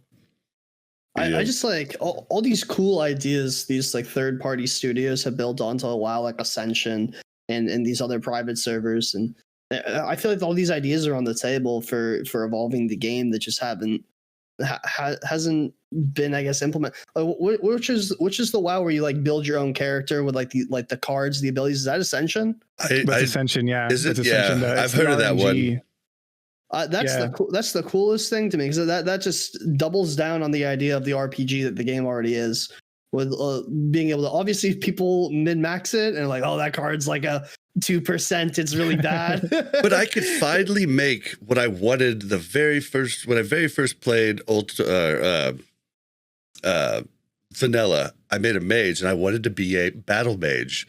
I was literally tried until about level 35 to like use a sword and go in and fight and stuff too. Like, but I was like, this just doesn't work. And I've learned like, oh, okay, this is not how this game works. But in Ultima Online, you had 7 you could have up to 7 things mastered. So they called them 7-time GMs. And usually you would master magery along with like some sort of weapon skill. And you were basically a battle mage. And I could finally make that on that type of server. But Nixium had a video recently where he put out an idea that I put out in one of our first episodes, like maybe like episode 15 or something. But I just said, give the tools to these people, right? Let them rent server space from you. And then if they get enough people playing that style that that person or group has created, then start revenue sharing with the people that created it. Like, you could just have people making everything for you, but at the same time, like, how do they protect that? Like, because that's how MOBAs were born, was Warcraft 3 and the creator editor. So I think they're a little wary of that. But you get people, they could come up with all kinds of ideas if they just had the tools, and Blizzard could control it that way. I mean, they have to rent server space anyhow to make the servers. So I don't know. Classic might be the most played version of, like, I guess, a private server ever, like the Northdale, all the Lights Hope, like all that fun stuff. But I hear people that want to do like private server Kata, private server Mop, private server Legion, and all these people want to play these. All these people want to play these renditions of the game that aren't available anymore, and I don't really see an immediate solution or a viable solution where those people can get the taste of the game that's no longer there anymore. And maybe it's tied to nostalgia, where they think that that's the best part of the game. But the amount of people that I've seen say Legion was the best, or Kata was the best, Mop was the best, Routh was the best, everyone has their own idea. It's maybe impossible to satisfy them all. Well, and that's why. So my favorite is, and it's just been, I've been reminded of it. My favorite is Wrath. Like, at Vanilla and TBC especially, I kind of remembered through rose tinted glasses. Like, I did not like TBC as much as I remembered I did, but Wrath I do. And that's why I haven't played Hardcore in so long, because I'm like, Hardcore's going to be there. I need to play every second of Wrath right now, because I don't know when this opportunity comes again. And so that's how I've been with that. But yeah, I don't know. There's a lot of cool stuff that could be done. I hope we get some more hardcore servers, but let's go ahead and move on to the next topic, which Blizzard came out and banned 120,000 bots, as well as changing the rules for DKs. So you can no longer just make a DK on a server that you don't have at least a level 55 character. So you want to hear my bot thing? Yes. Yeah, I do. So a couple weeks ago, there was a whole bunch of different bot videos out by different YouTubers. And guys, I didn't say there's no bots. That's not what I said, so stop sending me that. Like, I didn't say that. I said I personally have not seen bots. Now, I'm also on Benediction, and we were locked for forever, but I've checked different stuff, and I just don't see them as much as I like. I was just saying those videos might be a little sus. And for the people that asked if I don't play BGs, I played like 20 hours of Alterac Valley just last Alterac Valley weekend, and maybe the bots don't come to that. But I didn't see DK bots, and I played like 120 games, like so. But I have been playing recently Arathi Basin and different ones, and like trying to get those mounts, and I just haven't seen them. So what I refuse to do is parrot what other people say. I can only give you the take that I have. It's my take. It could be wrong.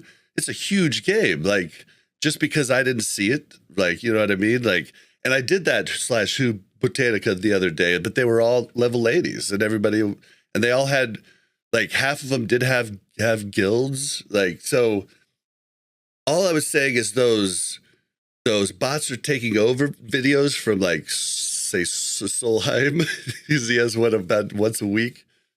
I was just saying I don't know if I completely believe those. That was all I was saying. So yes, I do know there's bots, guys.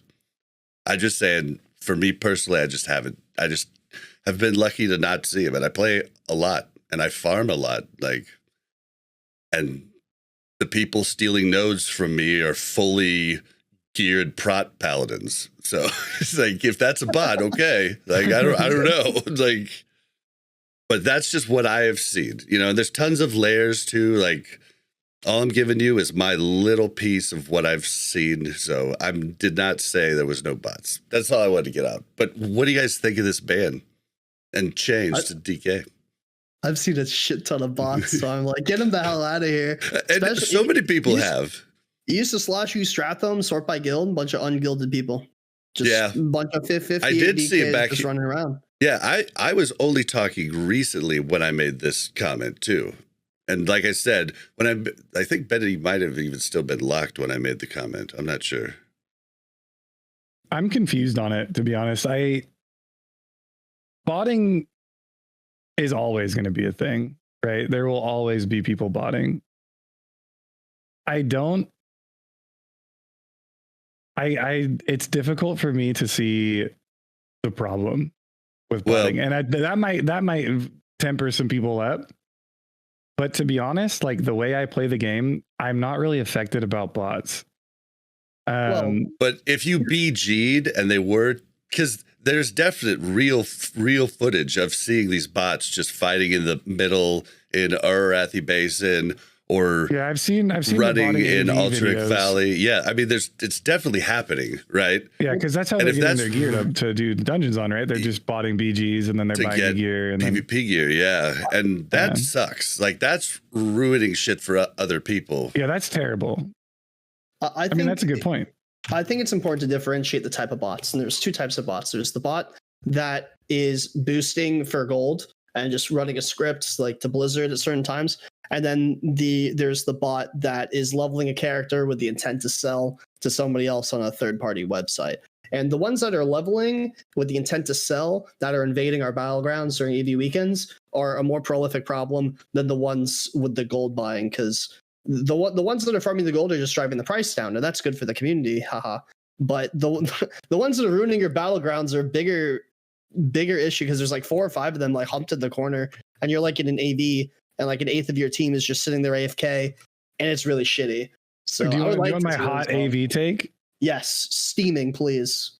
90% of people that enter AV are mentally AFK anyway, and they just pick a tower and stand on it till it's over, regardless. Which I am fine with them. I'm fine with them doing that, as long as they're like bots. Watching it on a different screen. If they're watching Netflix or something, as long as they fight when like somebody comes. But that's the part of AFK I don't like. But if you do need to guard the towers, so I don't mind if, like, I watch Netflix while I do it, right? Like, but as soon as someone attacks, I'm like, oh, okay, back to this, you know, and then I'm like, okay, saved it. Bro, you even see it with streamers, man. Like, half the streamers have 3 different accounts, and they're raiding on one character and they're tabbing out AFK and AV on the other one. Yeah, I can't respect that. But you were saying something about Arathi Basin? Yeah, like AV, I agree with you. Everybody's mentally checked out. Usually they just all south. Everyone goes south. Don't hit anything. But what about like an Arathi Basin, where there's like 5 of your teammates are just AFK DKs and you're trying to enjoy a little AB? Yeah, that's a little bit. Yeah, that's rough. That's shit. I will give up the point about the AV, because like I'm mentally checked out thinking about going into an AV, so I can't. Yeah, going in is worse. It's the botting is. I mean, I can see how it's a deterrent as well, and like Blizzard. I have this weird conspiracy theory. I don't think Blizzard cares. I think they actually like the bots, because the bots are paying a sub fee. Yeah, the times 120,000 times 15. Yeah, and it inflates their player base. It inflates their income. Like, I do think that they ban bots. This is how the conspiracy theory works, right? Blizzard knows how long a bot needs to be on a server to be profitable. Yep. So what they do is they allow the botting, and then if a bot gets past the profitable threshold, then they ban the bot. So it's profitable for Blizzard, and then that botter gets a new account and does it again because it's profitable for the botter.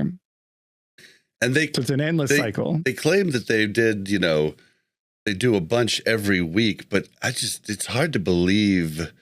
It's hard to believe them. And like, I'm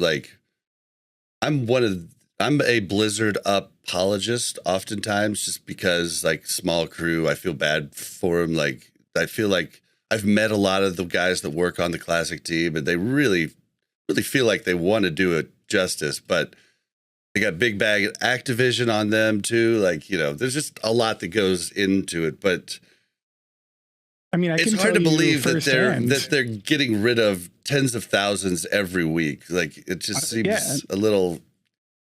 I can tell you firsthand, from Classic through the end of TBC, I had 2 guildmates that full botted their mains. They were botting 24/7 on their main. Never once got banned. Well, maybe those were those fully geared prop paladins that I saw. It might be things like fishing squid in Winter Spring, right? Were huge in Classic. People were botting the literal shit out of that. Well, and so I worked up that rogue recently. I got him up to 77 in Alterac Valley weekend. Then I did the rest in Ice Crown. It was like really fast, right? You know how many tells I got from people like, are you a bot? And I'm like, I'm not going to answer this. This person is like, just what I thought, you're a bot. I'm like, you idiot. Yeah, talking shit to a bot actually works, right? Yeah, I'm just like, okay, whatever. Yeah. If you're like ungilded while leveling, they'll just that's what that's what I was. Finally, I was like, will someone add me to the freaking guild? Like, this is so stupid. Yep. I mean, to be honest, I would, if it wasn't against TOS, I would love to make a YouTube series where I myself create a bot and see how long it takes to get banned. I mean, I did it. It wasn't against terms of service in Ultima online, and you could also sell stuff on eBay. They had it was a whole new frontier. So all through college, I botted and sold accounts, sold different items in the game, and like it was completely legal. And yeah, like then I went on to Star Wars Galaxies and was like, found out, oh, you can't do this anymore. But I mean, it paid for a lot of college. Yeah, I know a lot of people did it on EverQuest too with the Sony online store, and they made a lot of money botting EverQuest. I know a guy who would buy exorbitant amounts of gold and 40-man Nax, and all he would do is level up rogues and deck them out and then flip them like real estate. He would just buy them up, make it a little bit better, and flip it out, ship it out, and he made a lot of money off of it. Yeah, I guess I should say though, I didn't really bot. Okay, so like. Allegedly. Yeah, it was like that's some intense stuff, the way they do that. I had a program that recorded keystrokes and you could put it on a loop. So I would do one thing where I would leave and have 2 characters chopping trees when I get back there at 100 strength, but it was like, botting, simple that is all botting mouse. Is, Bob. Yeah, but like I think they're like writing pretty intense scripts, though, right? Yeah, but simple versus complex doesn't change it. Like the core fundamental is that you're automating your gameplay. Yeah, true. Okay. I bought a Diablo 2 for 15 years. Got banned once. Like I was running like 5 accounts on a second computer when I was a kid because I downloaded Colbot. Shout outs to Colbot back in the day. And I just bought Diablo 2 Dude, bots. mine was Easy Macros, I think. It was a free program. I think it was called Easy Macro. And the beauty of Diablo 2 is with D2R, they've completely fixed the botting problem. I mean, it's not completely fixed. There are people that are botting it, but it is significantly more difficult to bot Diablo 2 right now, which is...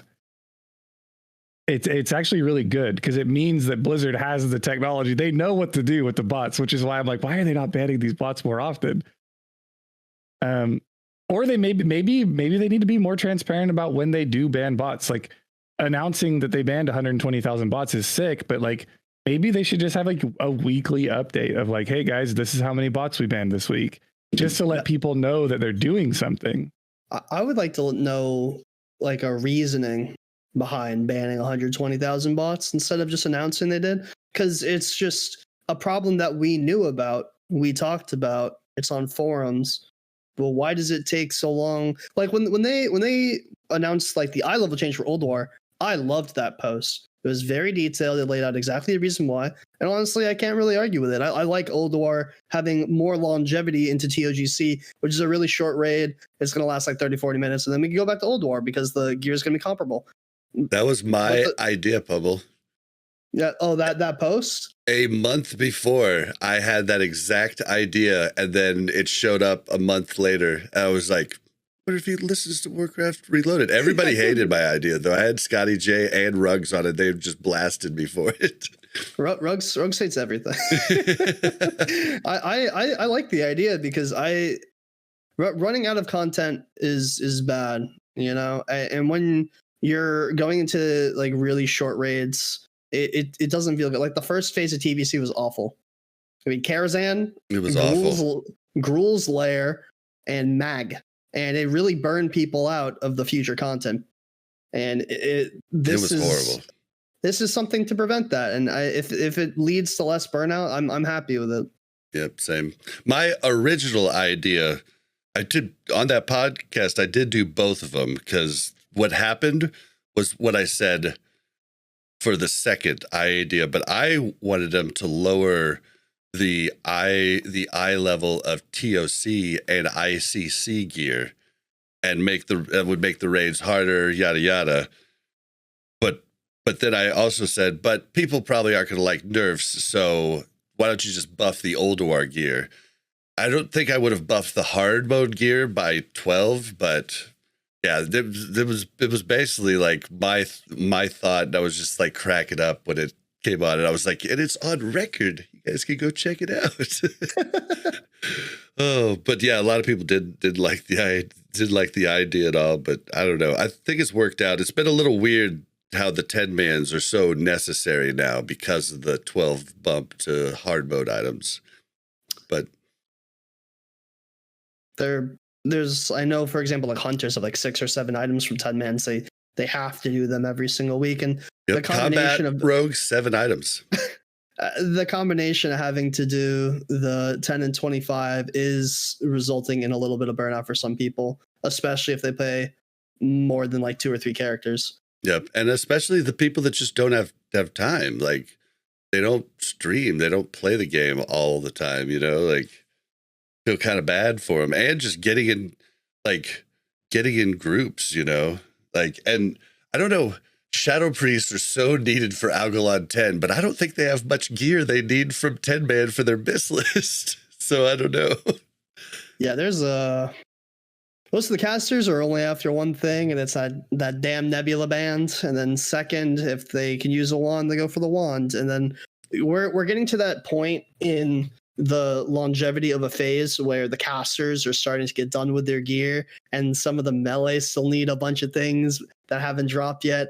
And the casters are like, I don't want to do 10 mid anymore. And it's like, but we need a soaker and a warlock. Mm-hmm. It's a tough situation. I'm just sitting there going, crap. Well, what are you going to do? But yeah, I don't know. The bot thing, I'm glad they do it, but I don't know why they wait so long, and then why we have these posts that come out to pat themselves on the back. It is just a little odd for me. I don't know. It is what it is. Yeah. Well, one day we'll figure it out, but not I don't know. today. Blizzard has that community council thing, and I feel like that would be a great place to counsel the community on it. Right? Just let your community council members know, hey, this is how many bots we've banned. I know they've talked before. They don't like talking about banning bots because they don't like giving botters information on how they go about banning bots or what criteria they're looking to. But you don't need that. All we need is just a live tracker that says, "Yo, we've banned this many bots this week." Oh, just like up in the like launcher corner. I mean, even just like in general, and maybe talking about the bots and maybe talking about them having bots on the server is very negative PR. I mean, Activision could even just be coming down and saying, letting people know that there are bots on your server is bad. Let's let them know that there are bots on the server very infrequently. You guys remember in Monsters Inc. where they had like the giant, like the leaderboard on the wall, like the screams? They should do that, but for the bots and like Blizz developers. Yeah, that'd be sweet. Or QA. That'd be awesome. I'd love to see more active engagement from Blizzard in every aspect of the game, let alone the bot issue. Bob has left us. How are you guys doing today? Sorry. It was the worst time to like plug in my device there. No, you're good. You're good. Yeah. Well, I don't know. What do you think about the DK change? Like, you think that's a good thing? I think that's a good thing. Like, to where you how it should have been in the first place. I'll give you a hot take. I think it should have never been like that in the first place. I think since you could be any class, or you could be any race, I feel like you should have had to work up a class to level 55. Then you go through a quest line that converts you to a DK. Ooh. You know, we do that in hardcore, right? Do you? Yeah, everything goes so hardcore. I know, right? Well, it's just the lens. It's the lens that I view WoW through. Yeah. Right? You know, we have a rule. It's part of the hardcore rule set that if you want to play a Death Knight in Wrath, you have to level it to 55. You have to sacrifice it and then make your Death Knight. Yeah, and see, I always felt you would need to do that because it gives your character a storyline. Because every Death Knight was some other class prior, right? Yeah. So, like, I just always thought that would have been the cooler way to do it. Yeah, and we did it that way to specifically preserve like the lore and the RP aspect of playing hardcore. That's awesome. That's awesome. Okay, well, so we're getting ready to move on. Are you going to hang out, Winky, for the interview, or are you going to bounce? I want to hang out, but I am feeling sick, and I do have to do something else later today. All right. Well, why don't you let everybody know where they can find you? You can find me at twitch.tv/Winky. You can find me on YouTube, youtube.com/WinkyPotamus69. I threw that one in there as a joke for the memes. And yeah, that's about it. You just find me when I'm live. Usually every other Friday, we do have some chat. Awesome. Well, thank you for hanging out with us, and we will see you later. Yeah, of course. Love you. You're wonderful meeting you, Pummel. Enjoy the Warcraft Reloaded. It's always fun being on the podcast. Thank you, Bob, for bringing me on. I hope Mel feels better, and I hate Yip. All right. I will let them both know. See you, man. See you, Winky. All right. Oh. Got to move this Warlock box over. Oh yeah, Winky is a good time. Unapologetically himself. I love that. He is. Hi, Michael. Great. What are you going to do about it? Oh, he is great. All right, well, let's go ahead and move on to.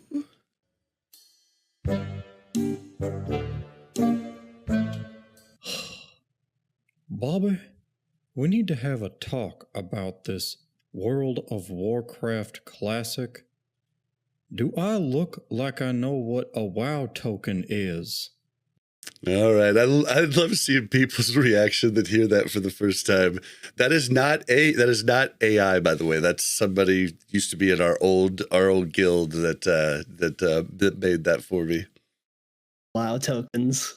Yeah, one of the first episodes, we talked about the WoW token, and I quit mid-cata and never came back. So we were talking about the WoW token, and I was so confused on how it worked. And my Yip, the guy that used to be on the podcast with me, was just getting so frustrated trying to explain it to me. And we had this Reddit comment, it was a iTunes review of this guy that was like, the conversation about the WoW token made me want to pull my hair out. He was so mad at us, and so we like brought it up the next week, and then when we were gonna make bumpers for this, I was just like, Yip was like, "Why don't you have him throw in something about the WoW token?" And it's just been like a little inside gag ever since. But yeah, it's been great.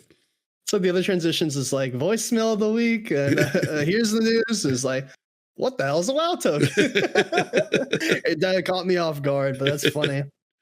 All right, well, guys, as everybody knows, when we have someone new on the show, we like to get to know the person behind the creator. So that's what we're gonna do here. Let's get started. What's your WoW background? Like, when did you originally play WoW, like retail? So I started playing retail back in original like TOGC. That's when I found it, and I just leveled and I hit max level mid ICC. It took a little while.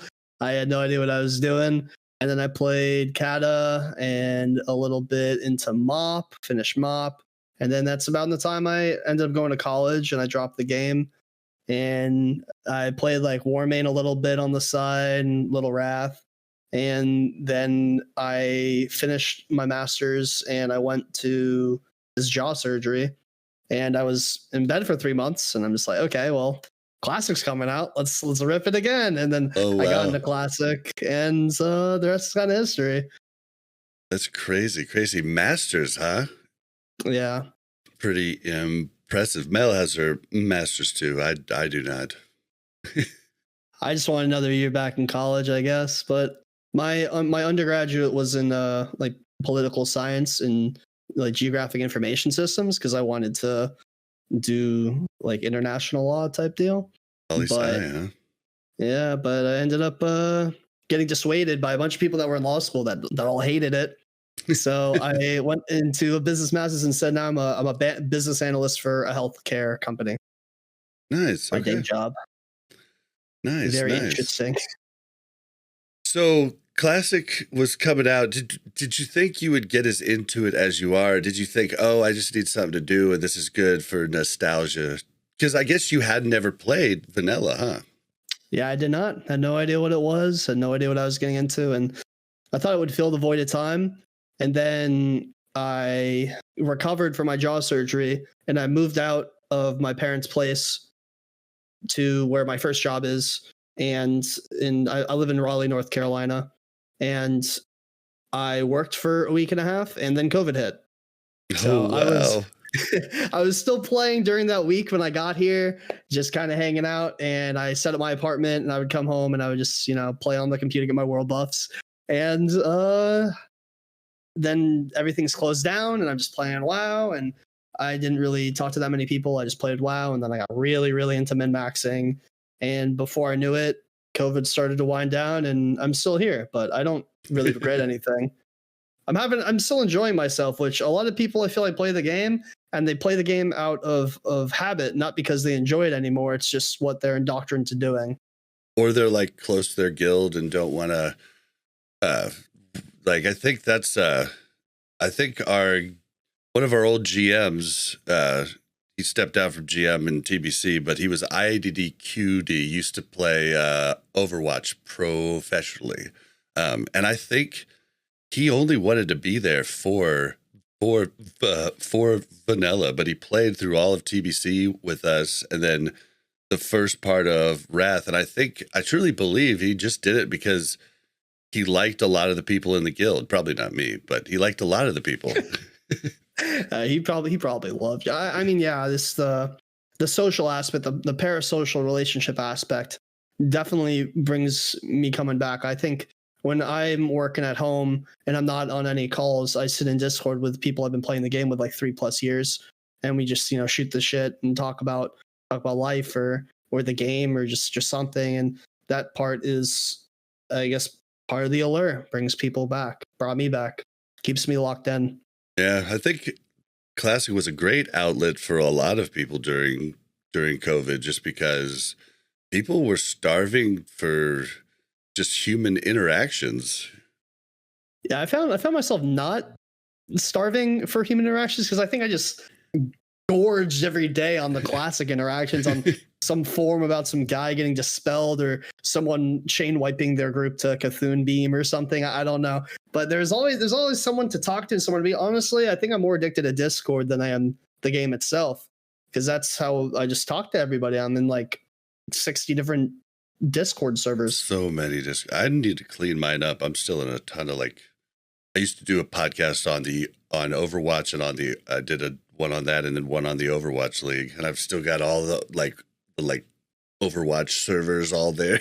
Like I've got so many servers. Gotta clean up when you can. I go through them every once in a while. Like some of these I haven't been in a very long time. Like this, like Fight Club. Get me out of there. I'm still in Fight Club. I just can't leave. It's hard to read it. It is, yeah. Just hitting that copium straight to the dome. Oh, poor warriors. I don't know. I think it was definitely healthy for us to have an outlet, and so I just never felt, just like you, I just never felt that lack of human interaction because of it, and I think that was probably the same for a lot of people. So, did Alliance or Horde? Like, your Alliance right now in Classic, but like, is that where your heart is, or? It's not really a heart thing. It's where so I started playing Classic as a Horde on Herod, and then I had some IRL friends that were like, "Oh, I want to play," and then we looked, and they're like, "Oh, they just opened up Benediction. Like, we can just reroll there." And then one of them's like, "I want to be a Paladin." I'm like, "Okay, I guess we're going to Alliance. Screw it."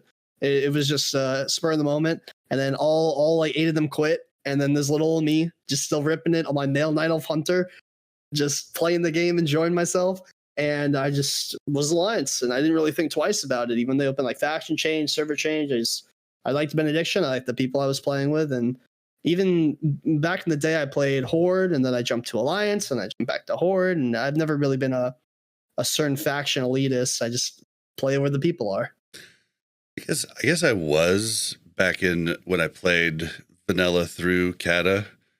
Like, I started as Alliance, but then I felt like it was probably just my server, but I felt like the people were like, lots of the guilds I got into, like I was in like the higher end guilds, like, the ones that, were server second, killing Nefarian and stuff like that, like, and these people were toxic, man. Like, so I thought, oh, well, the Horde might be different. So TBC, I re-rolled Horde, and then like, they turned out to be just pretty much the same. Like at that time, like it was like if you wanted to be in the good guilds, you had to deal with just like some really toxic people. But like I became Horde. Like I really felt Horde, right? And then now I'm just like, I don't care, Horde or Alliance. Like me too. Yeah, me too. I find that it's one of the reasons I really enjoy being in Fusion is that usually anything extremely over the line toxic just gets removed, and it's a big culture thing. I don't. There's a lot of toxic people at the top end of this game, and I think if you go to top end to a lot of video games, it almost seems like it's a cultural phenomenon more than anything. That I don't know where it stems from, but it might come from massive egos, that being good at a game has given you a right to be a douchebag, but it's not something that I personally subscribe to. Like if I see someone doing something better, I'm just like, hey, how are you doing that? I try to be open-minded to things. Yeah. It's a weird thing you get when you get like the people that are often like, and it's not everybody for sure. Fusion's a good example of that, but it seems to be a lot of times it will go to their head, and it happens in like small guilds too. Like that top guy or girl will get up top. I guess I really haven't seen many girls do it, but that top guy will like get up top and then just think their shit don't stink, and I think it's a human thing, and it's like maybe an age thing too. Like you learn that that's just not the type of person you want to be. But when it first happens, kind of builds your head up, and then I might have been guilty of that in a past life, but I'd like to think I'm not now. It's important you learned and moved on. You know, my mom always tells me that I'm the average of my five closest friends, because, you know, people become the company they keep. True. And if you hang out with a bunch of people that are tossing gamer words and being really toxic, then why are you so different if you're hanging out with them every day? It's going to be the same. Yep. All right, well, let's get on to so let's talk about streaming first. When did you start streaming? So I started streaming in around AQ40 as a way to keep VODs of my raids and try to be better. And then my guild, Enigma, back in 40 man, was one of the better guilds on Benediction. So people would tune in to my stream because I was the only one that really streamed our speed clears. It was kind of vocal about it on like the Benediction Discord.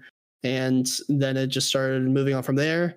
I hosted a Benediction Fight Night, and that was when the stream really started to grow. And it was like a 4-person like round robin type tournament.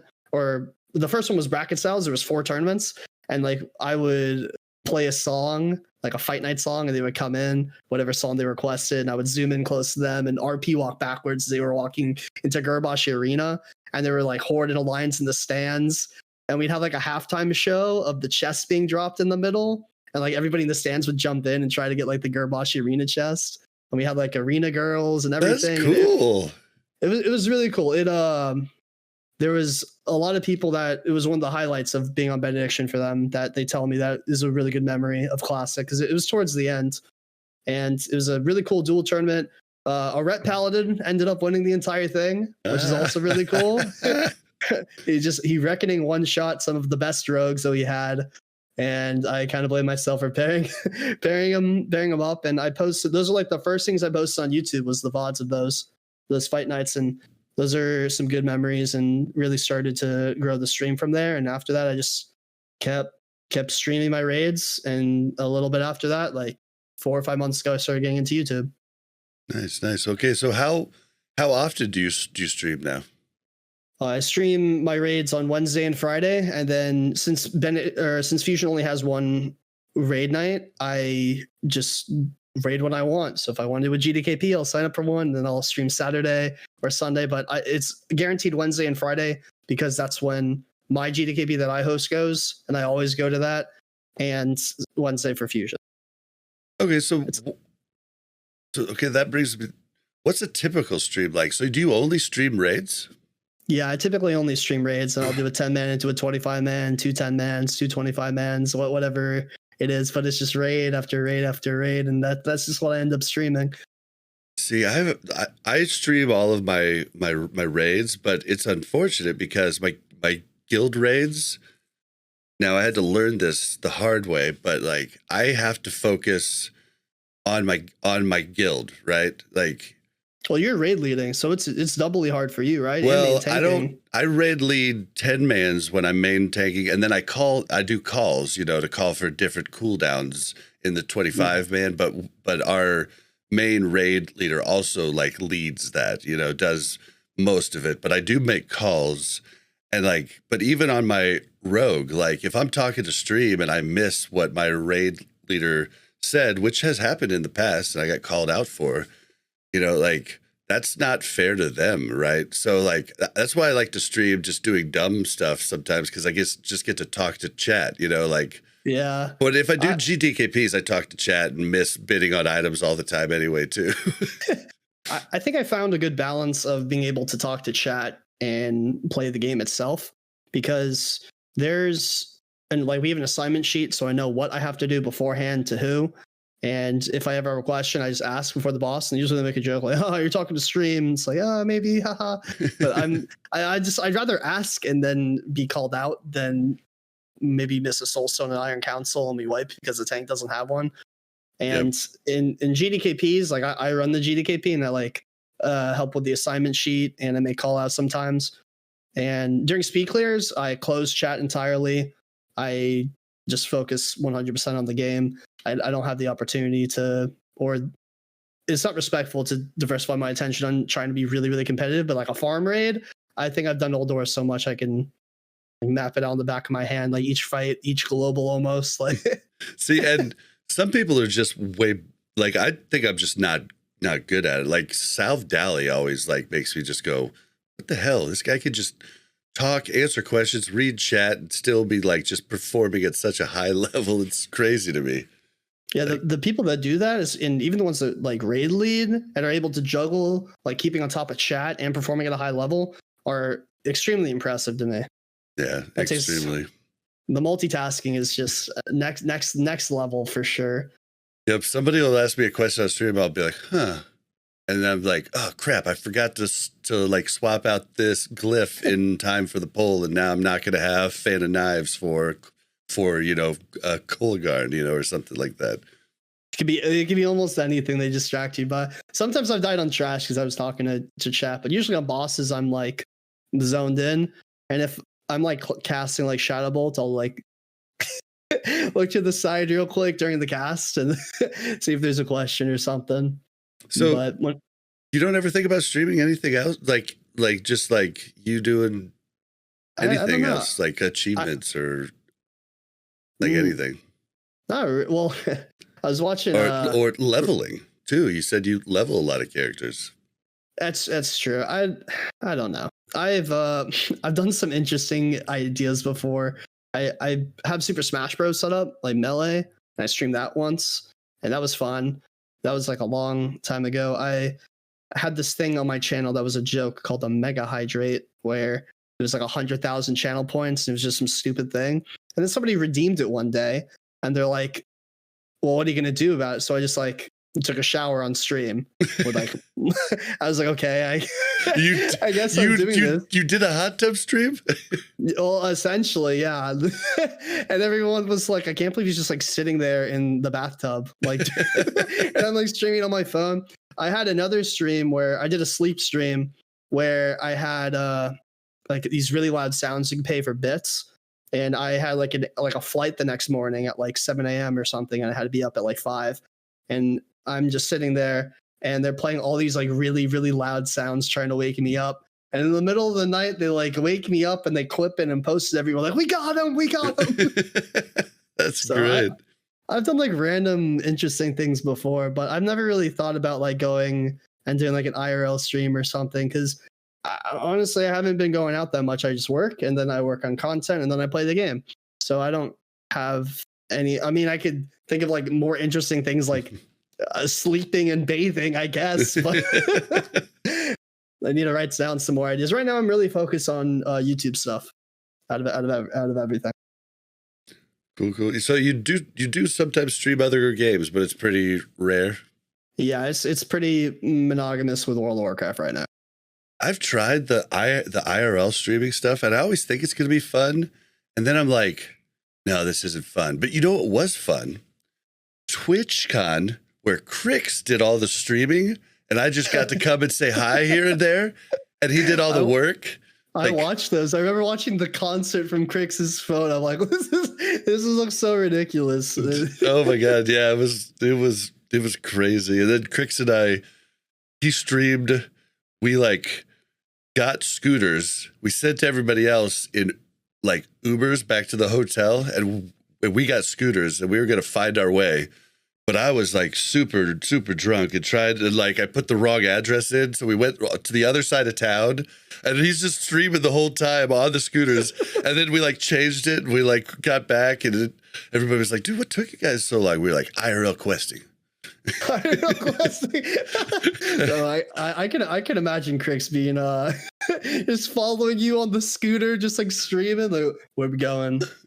Oh, he was trying to figure out. He is so fun. He is so fun. But if you wanted, like, he's got so much going on in his head, you're like, you have to grab him and be like, Crix, focus.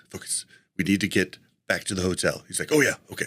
Like, it's just so much fun. His first stream back is gonna be so legendary. I can't wait for him to come back. Yeah, same. All right, well, let's get into YouTube, because you've been really doing some cool shit. So like, I want to talk about your back to to basics, new series, but I want to first talk like, how did you like start the YouTube? You said you started just by saving VODs or something like that? Yeah, I started by saving VODs. I saved VODs of speed clears and of the fight nights, and before I knew it, I was like, I wonder what else I can make. And then I go through and I start posting videos of lock tips, how to level weapon skill AFK, some more VODs of speed clears, and then it just kind of evolved into.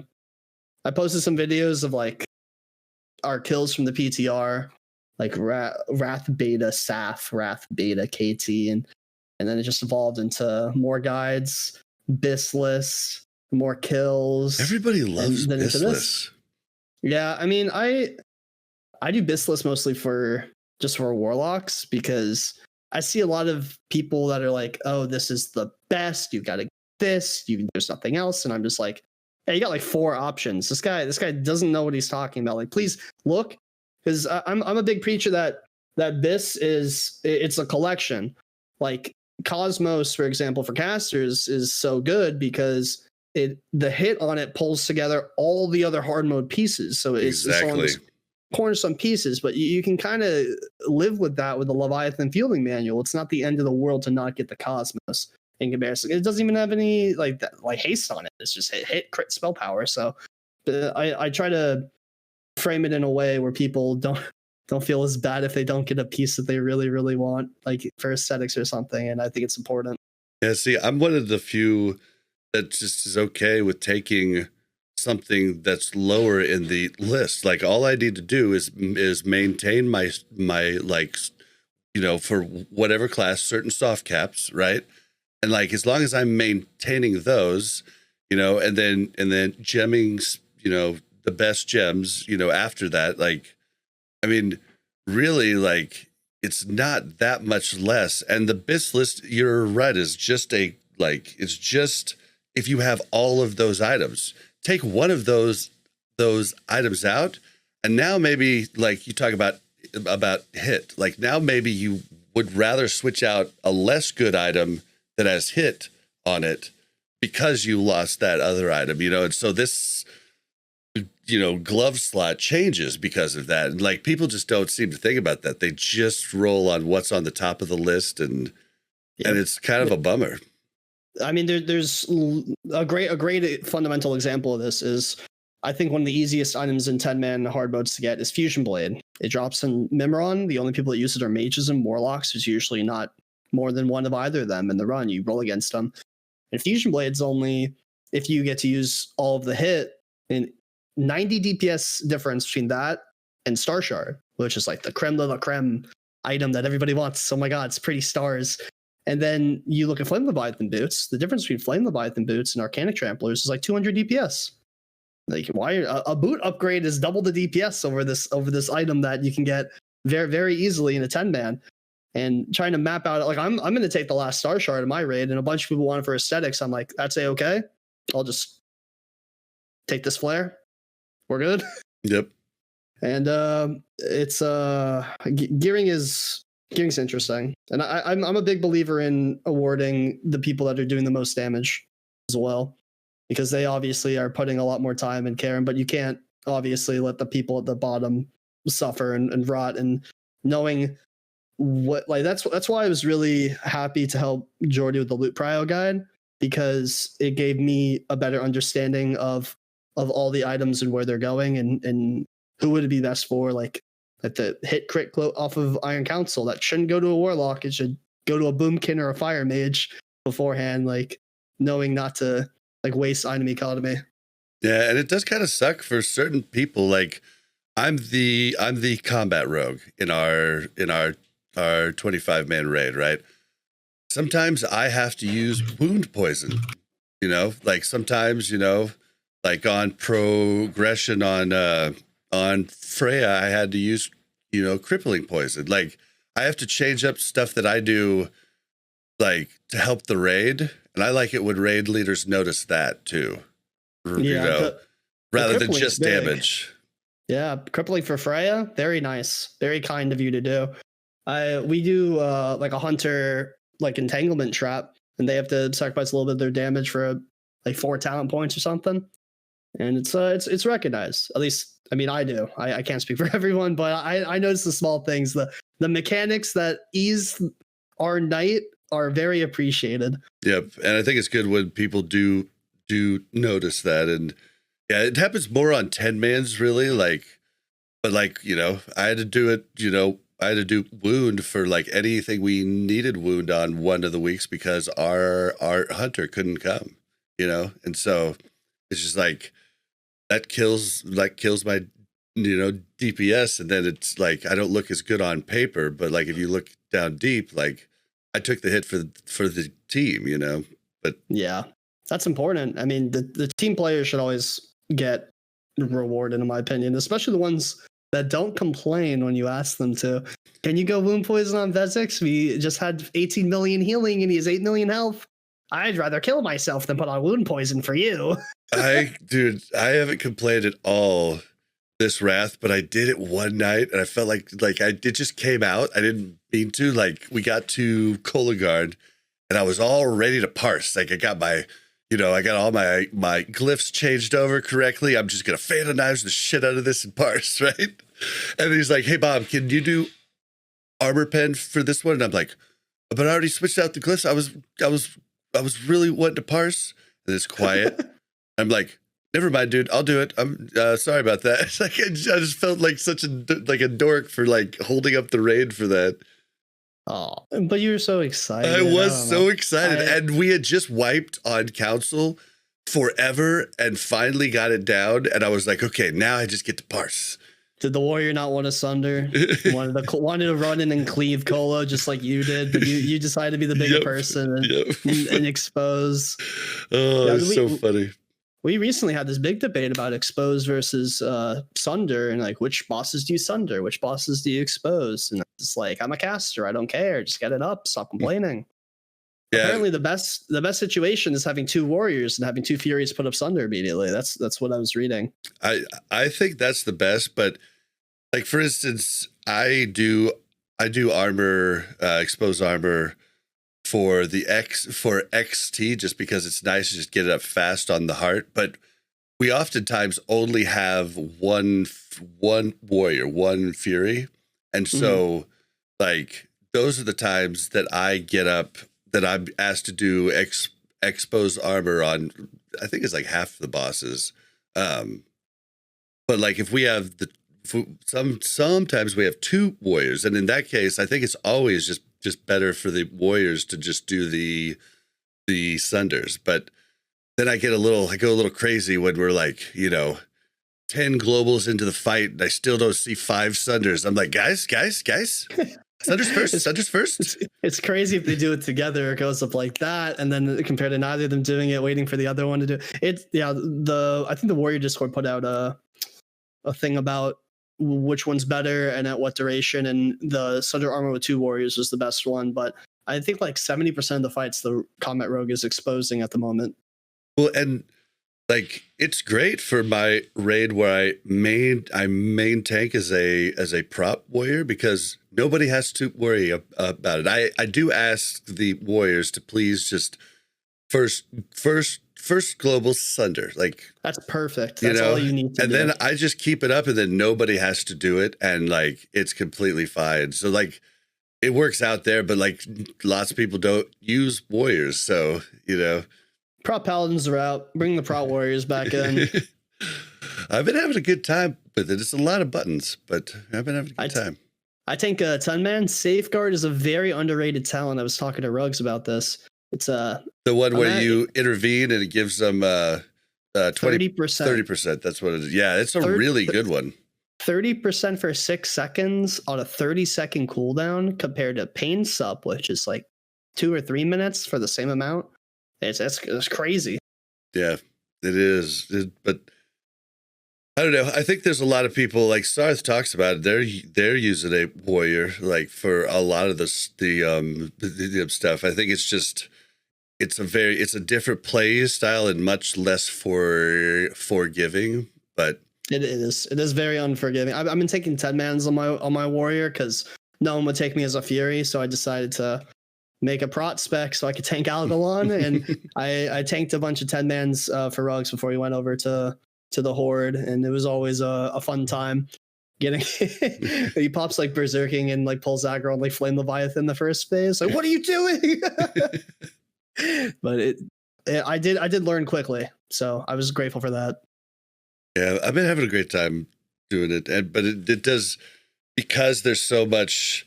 Everybody, you know, there's this like belief that they're not good. Like you always feel like this chip on your shoulder. You know, you got to show them. Like, oh yeah, well, watch me take General Vezix. I think people think less of feral druids than prot warriors right now. So when I think of the tanks, it's like prot paladin, blood DK, prot warrior, and then nobody really talks about feral druids. But we have a feral druid in my raid that off tanks on my Wednesday run, and she does a great job and knows what to do, and we just clear it no problem. So you could clear the content with any tank, any healer, and if people tell you otherwise, they're elitist. So yep. Well, okay, let's get back to you here. So I'm loving the back to basics series. Why did you decide to do that? So I was shooting this shit in a Discord, and I'm just like, why don't people understand these things? And then somebody said that it was because we've been playing the game so long. It's just we just come to understand things and think about things in different light that people that haven't been playing the game as long would do themselves. So I was like, can I guess voice this in a way to people where we can try to talk about these things that we take for granted? Because you've been playing the game for a long time. Do you use WASD? Yep. I mean, some people use ESDF. That would free up your A. And actually better, definitely. I mean, it is and it isn't. Like I use WASD, and I'm okay with it, but I made like a list of topics that I really want to talk about and that I see as issues or things that are concepts that aren't really taken seriously or thought about. And I just try to make some videos about it. And one of them, I did talk about BIS, like we were talking about earlier, where it's a collective and not one size fits all type deal. And I have 9 episodes planned right now, and I finished recording number 7 this morning, which is about critically reviewing your own logs and kind of like a 4-step system in how to try to figure out what went wrong during a fight. Because the amount of people that I get to message me about, can you review my log, is obscene, especially for Affliction Warlocks. Just I don't understand what's going on here. I just get back to the game. Can you help me out? And I only have so much time in the world. So before you come to me, I'm just going to forward them to this video and try to go through these steps and try to figure it out on your own.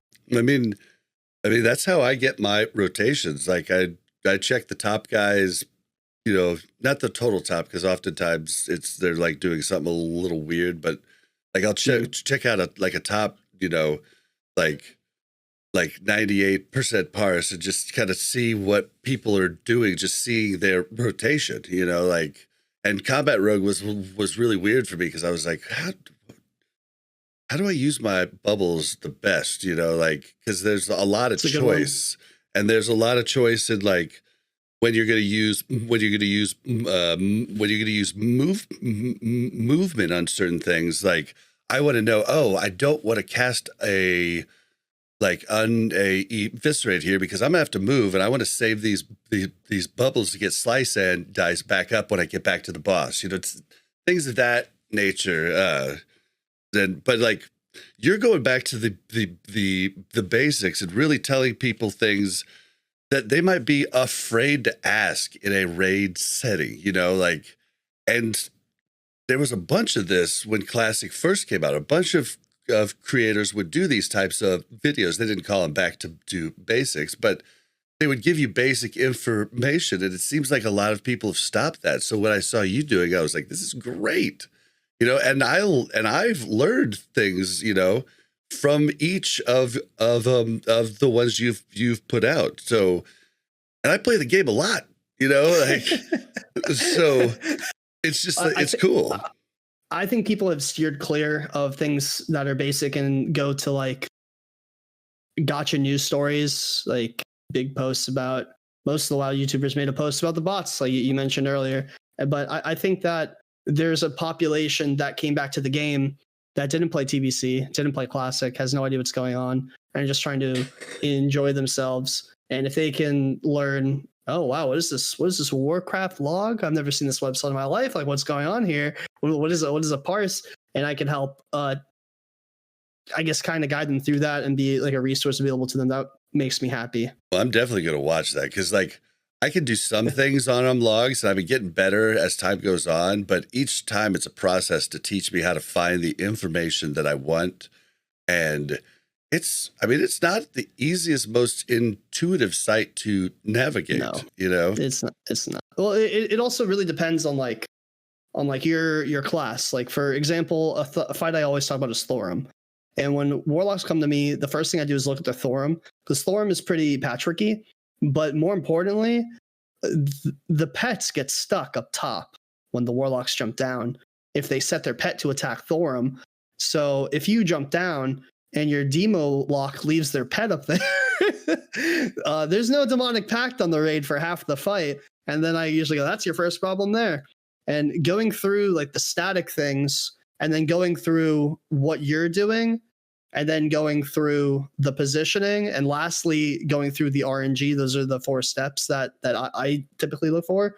Will like check all those boxes in a way where if something went wrong, you'll know why.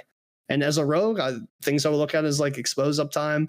I would definitely look at the debuffs on the boss, like 3% crit from a rep paladin. Maybe that's not there. Maybe you got griefed by lightning charge that you forgot to feint or something, and that's why you died. But there's always a reason for everything, and being open-minded and trying to get to that reason is something that people should be willing to do. Well, I loved the one you did because you were open during it about how you got the information, but you did the one how to parse as a caster on General Vesics. So many different weird things, and you found them by going through logs, and like I thought that was a great video. So I do that sometimes where I just go through like the top speed, the top all that stuff. You know, before they nerfed XT, there was a log out there, a singular log of a 2-minute kill on 10-man hard mode XT, and I thought it was so weird because it was in 2 minutes. And it was this raggedy tag group of 218 eye level people that were just getting in there for the first time. And what they did was the third heart, not the first heart that people usually burst down to activate the hard mode. The third heart that came out, they accidentally killed it. And it killed the fight it counted as hard mode when they killed the heart, and it killed the boss. Oh, wow. So I was so excited. I'm like, we're going to go into 25 man. We're going to get the world first XT kill. And they nerfed it that afternoon. I didn't get to try it. Did Sarth really make a video? That's usually the nerf stick. I don't think anybody made a video about it, unfortunately. I bet enough people complained about XT. Like, why is the 4th boss with the voice of a 6-year-old child the hardest thing compared to some Titan killing god downstairs in the basement? But it's just like that type of stuff you can see and figure out. And imagine if we took the world first XT. That would be more impressive than like Death's Demise, in my opinion, with how hard that fight was, even if it's a technical bug. That's pretty crazy. Always going through logs, trying to figure out the new cool thing. At least once a week, I'll just look through and just like anything new on any of the fights. So, want to give us a teaser for like maybe one of the future back to basics? So the last 3, let me just pull up the list because I was editing notes this morning. Episode 7, which I finished recording, is critically reviewing your own logs, and then episode 8 is comms and how to use proper comms, and what I think is a waste of comms, because I feel like a lot of the times people get into raids and a complaint you get half the time is that comms are cogged. Are there too many cooks in the kitchen? Do you have to be a cook in that kitchen?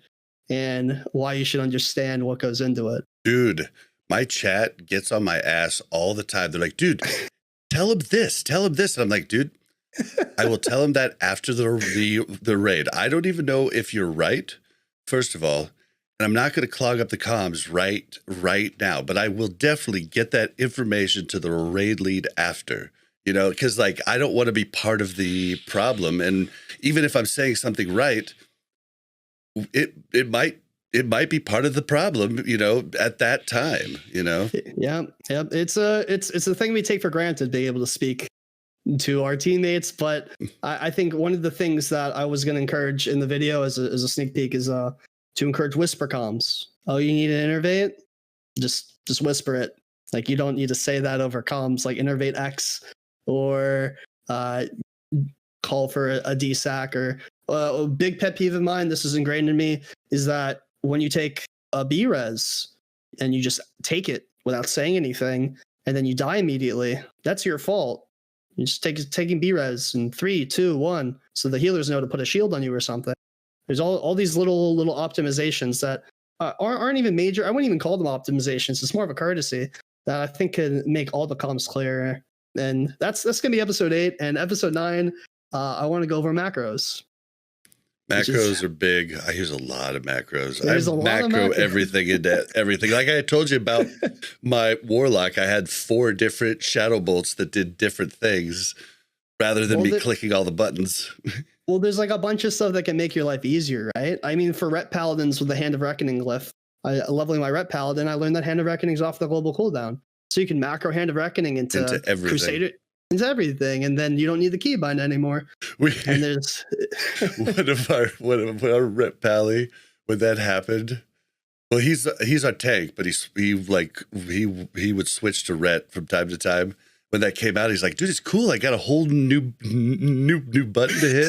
And then the raid lead goes, well, why don't you just macro it into everything? And he was like, okay, well, I can do that, I guess. It's a lot of damage. It adds up. I've seen some Rets do incredible damage, especially on a cleave fight like Mimron. I've seen some Rets be top 3 easily on that fight. And that's just, I guess, like macros can go everywhere. There's like for hunters, you can use the explosive shot rank 3 and the explosive shot rank 4. Yep. And you can just fit all that instead of 2 keybinds. You can do a sequence macro that I learned about from a hunter buddy, Mr. Shoutout Ladant. And you can just spam one button and it does it all for you. And macros are a big quality of life.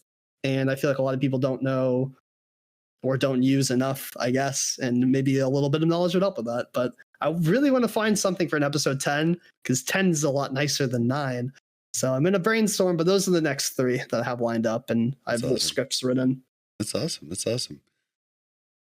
All right, well, Ed, do you have any other plans for any other type of content besides the Back to Basics? Not at the moment. I am going to make a TOGC BIS for Warlock, and when we do TOGC PTR, I'll do tips and tricks for that. I doubt there will be that many, but I'm going to regardless. And I'm going to keep brainstorming until something else kind of sticks out at me, I guess. You gonna do a rugs style class tier list? So one of my ideas that anyone can feel free to steal is that I wanted to do a post-phase tier list comparison and make a tier list of all those people who made tier lists, because there's so many of them out there, and like a very like sarcastic way of going over who was right and who was inflated. I think Sarth and Jordy did that recently to Rugs, and that's why I was cracking up, because Rugs is everything was in S. Yeah. I think they did that on Classic Life. Well, that's just drugs, but I want to like throw every tier list I could possibly find and like take pictures of the YouTubers like face and be like, oh, he was right. But that's an idea. I don't think I'm going to end up actually moving through with that, though. I severely need combat rogues to take over in ICC. I need them to take over Assassination bad, because I promised Sarth that it was going to happen, and he said no. It's like, I need to be right on this one. Sarth is a multi-rank 1 PvE rogue. I think he knows which one's going to be better in ICC. I mean, I would just take his word for it, but I think combat owns, like warrior, fire mage, combat are going to own in ICC, and everyone's like, affliction's going to fall off. Affliction's not going to fall off. Everybody else is catching up. Now it's an even playing field for player skill. That's my opinion. Well, it's been crazy for me, because in Ulduar originally, they didn't have the changes. There was a lot of changes done to poison sometime during TOC or ICC. Like, it's so weird, because like combat ruled back in the day, and like you didn't really mess with, like, poisons were cool little extra damage, but like you weren't even like, now combat cares about poisons, and like assassination owns with poisons. Like it's most of their damage, and it's weird for me to see because we're on the last patch. It's been interesting throughout Classic, but I just need combat to take over assassination. It's all I need, so I can tell Sarth that I was right. I just miss ripping into skitters with my Rod of the Sun King and my Fell Striker in phase 1. I was in a run where they paid based on how much damage you did, and this one guy, he did 2 million damage to the skitters and was like, I did so much damage, you guys are all losers. I was just laughing so hard looking at the details of his. He did more damage to skitters than any other boss, than KT, than to Thaddeus, just all skitterers. And I've been playing Assassination on my rogue, and I just got a Blade Twister. I'm really excited to rip into some of that. And our Assassination rogue was gone. Do you have a GSD already? I've got the fist right under that, the one that drops from 10 man council. The Masticator? Yeah. I just got a Masticator. Oh, the chewer. I mean, that's what masticating is, right? Chewing. I didn't think about it. I need to try out combat in a 10-man. Probably next week. I have too much to do, but Rogue's a good class. I play every class, and I'm not necessarily good at every class, but I mean, I try to be. I think my worst class is Enhancement Shaman by far, and everybody flamed. I streamed my Enhancement run, and I got flamed. Alondo came into my chat, and he's just no. What in God's green earth am I looking at? It was so bad. Like I was dropping my Fire Elemental before my trinkets procced, and like all this other stuff that I learned afterwards. But it was sometimes it's nice to stream something that you've never played before, because the chat kind of helps you work your way through it. Definitely. Yeah, that happened to be. That's why that happened to be in hardcore. Like that's when I first started streaming, like a lot was in hardcore, and like chat would tell me so many things. I was just like, man, this is a cheat. This is a cheat here.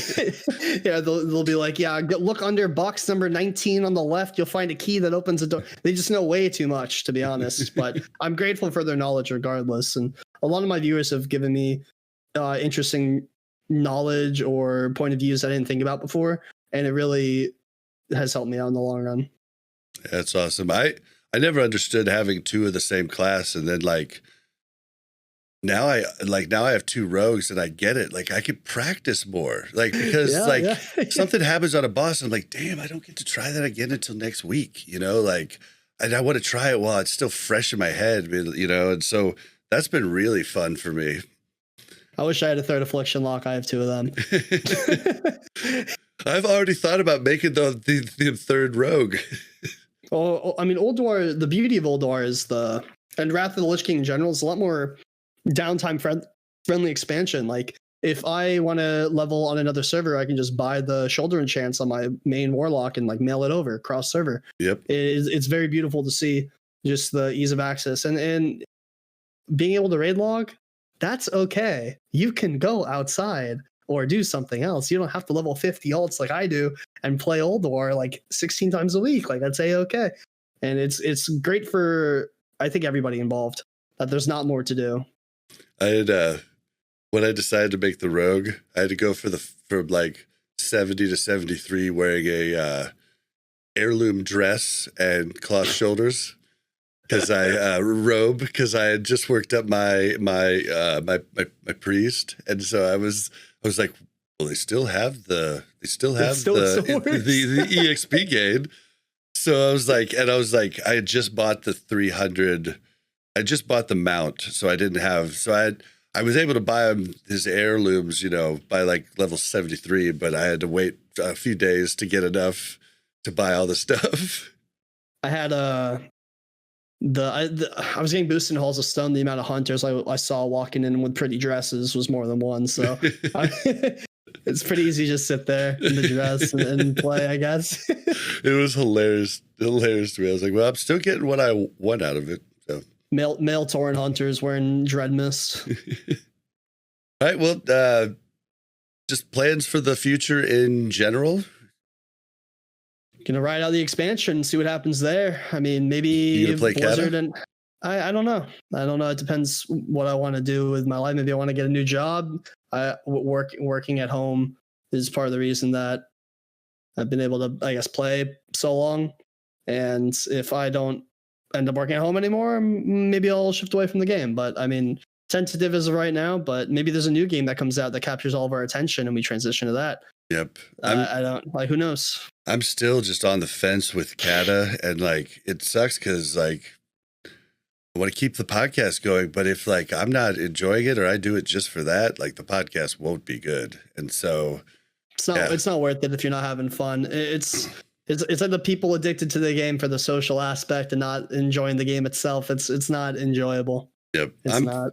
I've got my eye on stuff that's coming out, and maybe, but I have to really love something to make the podcast. But I always want to have at least one podcast going, so I need to speak into a mic at least, at least once a week. Hopefully, whichever game you pick doesn't get invaded by the government. I know. Too soon. Oh man! All right. Well, anything you want to add before we get out of here? I have a good friend who's this is his favorite podcast, and I just want to shout out to Nick Benediction, Disc Gladiator DK I know, and a good buddy. Awesome. Hope you're having a great time out there and enjoy your drive to work. Awesome. Well, we appreciate you listening, and man, it's crazy. It's crazy to me how many people who are so good, like, because we have a lot of casual listeners, right? But it's crazy to me when the really good people listen to us, because they're just, because we do stuff where we talk about our progression, and like, we just got Algalon down the first time 2 weeks back, right? But like we went through our progression every week, and I think maybe those higher ed people just really like to see how, a guild that raids 2.5 hours 2 nights a week, 5 hours a week does it, and like doesn't do PTR and stuff like that. So it's always interesting when the really good players listen, for me at least. I think good players don't get to have conversations like the ones that you get to have on the podcast, where you can talk about current events and hear about what's going on from multiple perspectives, and it really broadens their horizon and the way they see the game and how they continue playing. I know that like I get joked with all the time, like, oh, you killed Algalon the week 4 and you did all that PTR, and I killed it in my GDKP the week before. I killed it in my guild raid due to, we had some tanking circumstances, but we figured it out the week after.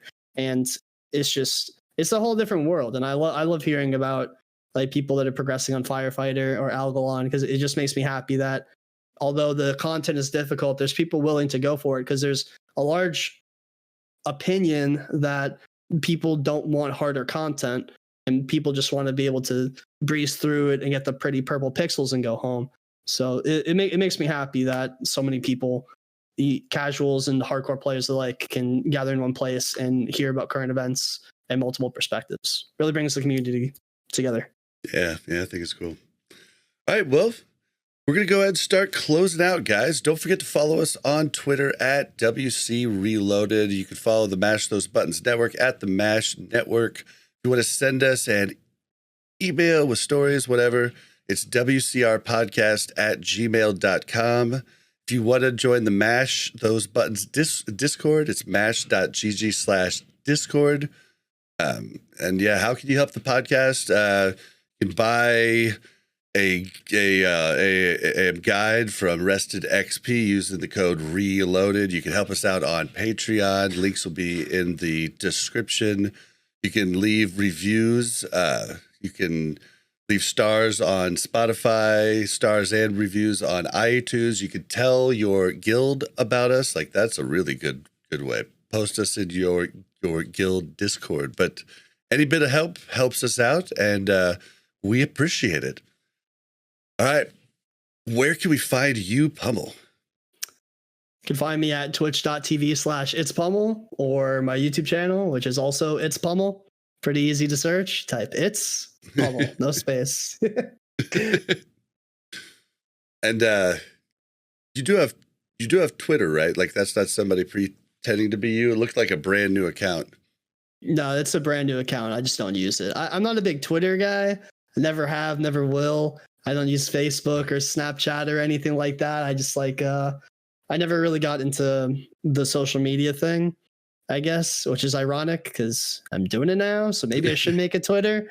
But if you need to contact me, all of my videos have a link to my Discord, and you can message me anytime. I'm glued to my computer like white on rice, so I will see it sooner rather than later, and I respond to every single DM.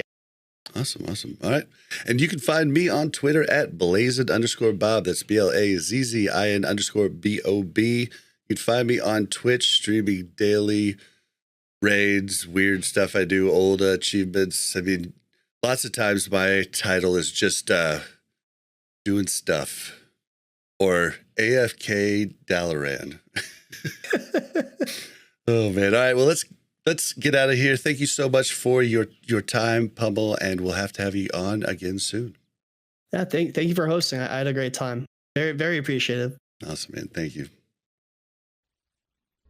Thank you very much for checking out Warcraft Reloaded podcast. Make sure to like and subscribe and hit that bell so you don't miss any future content.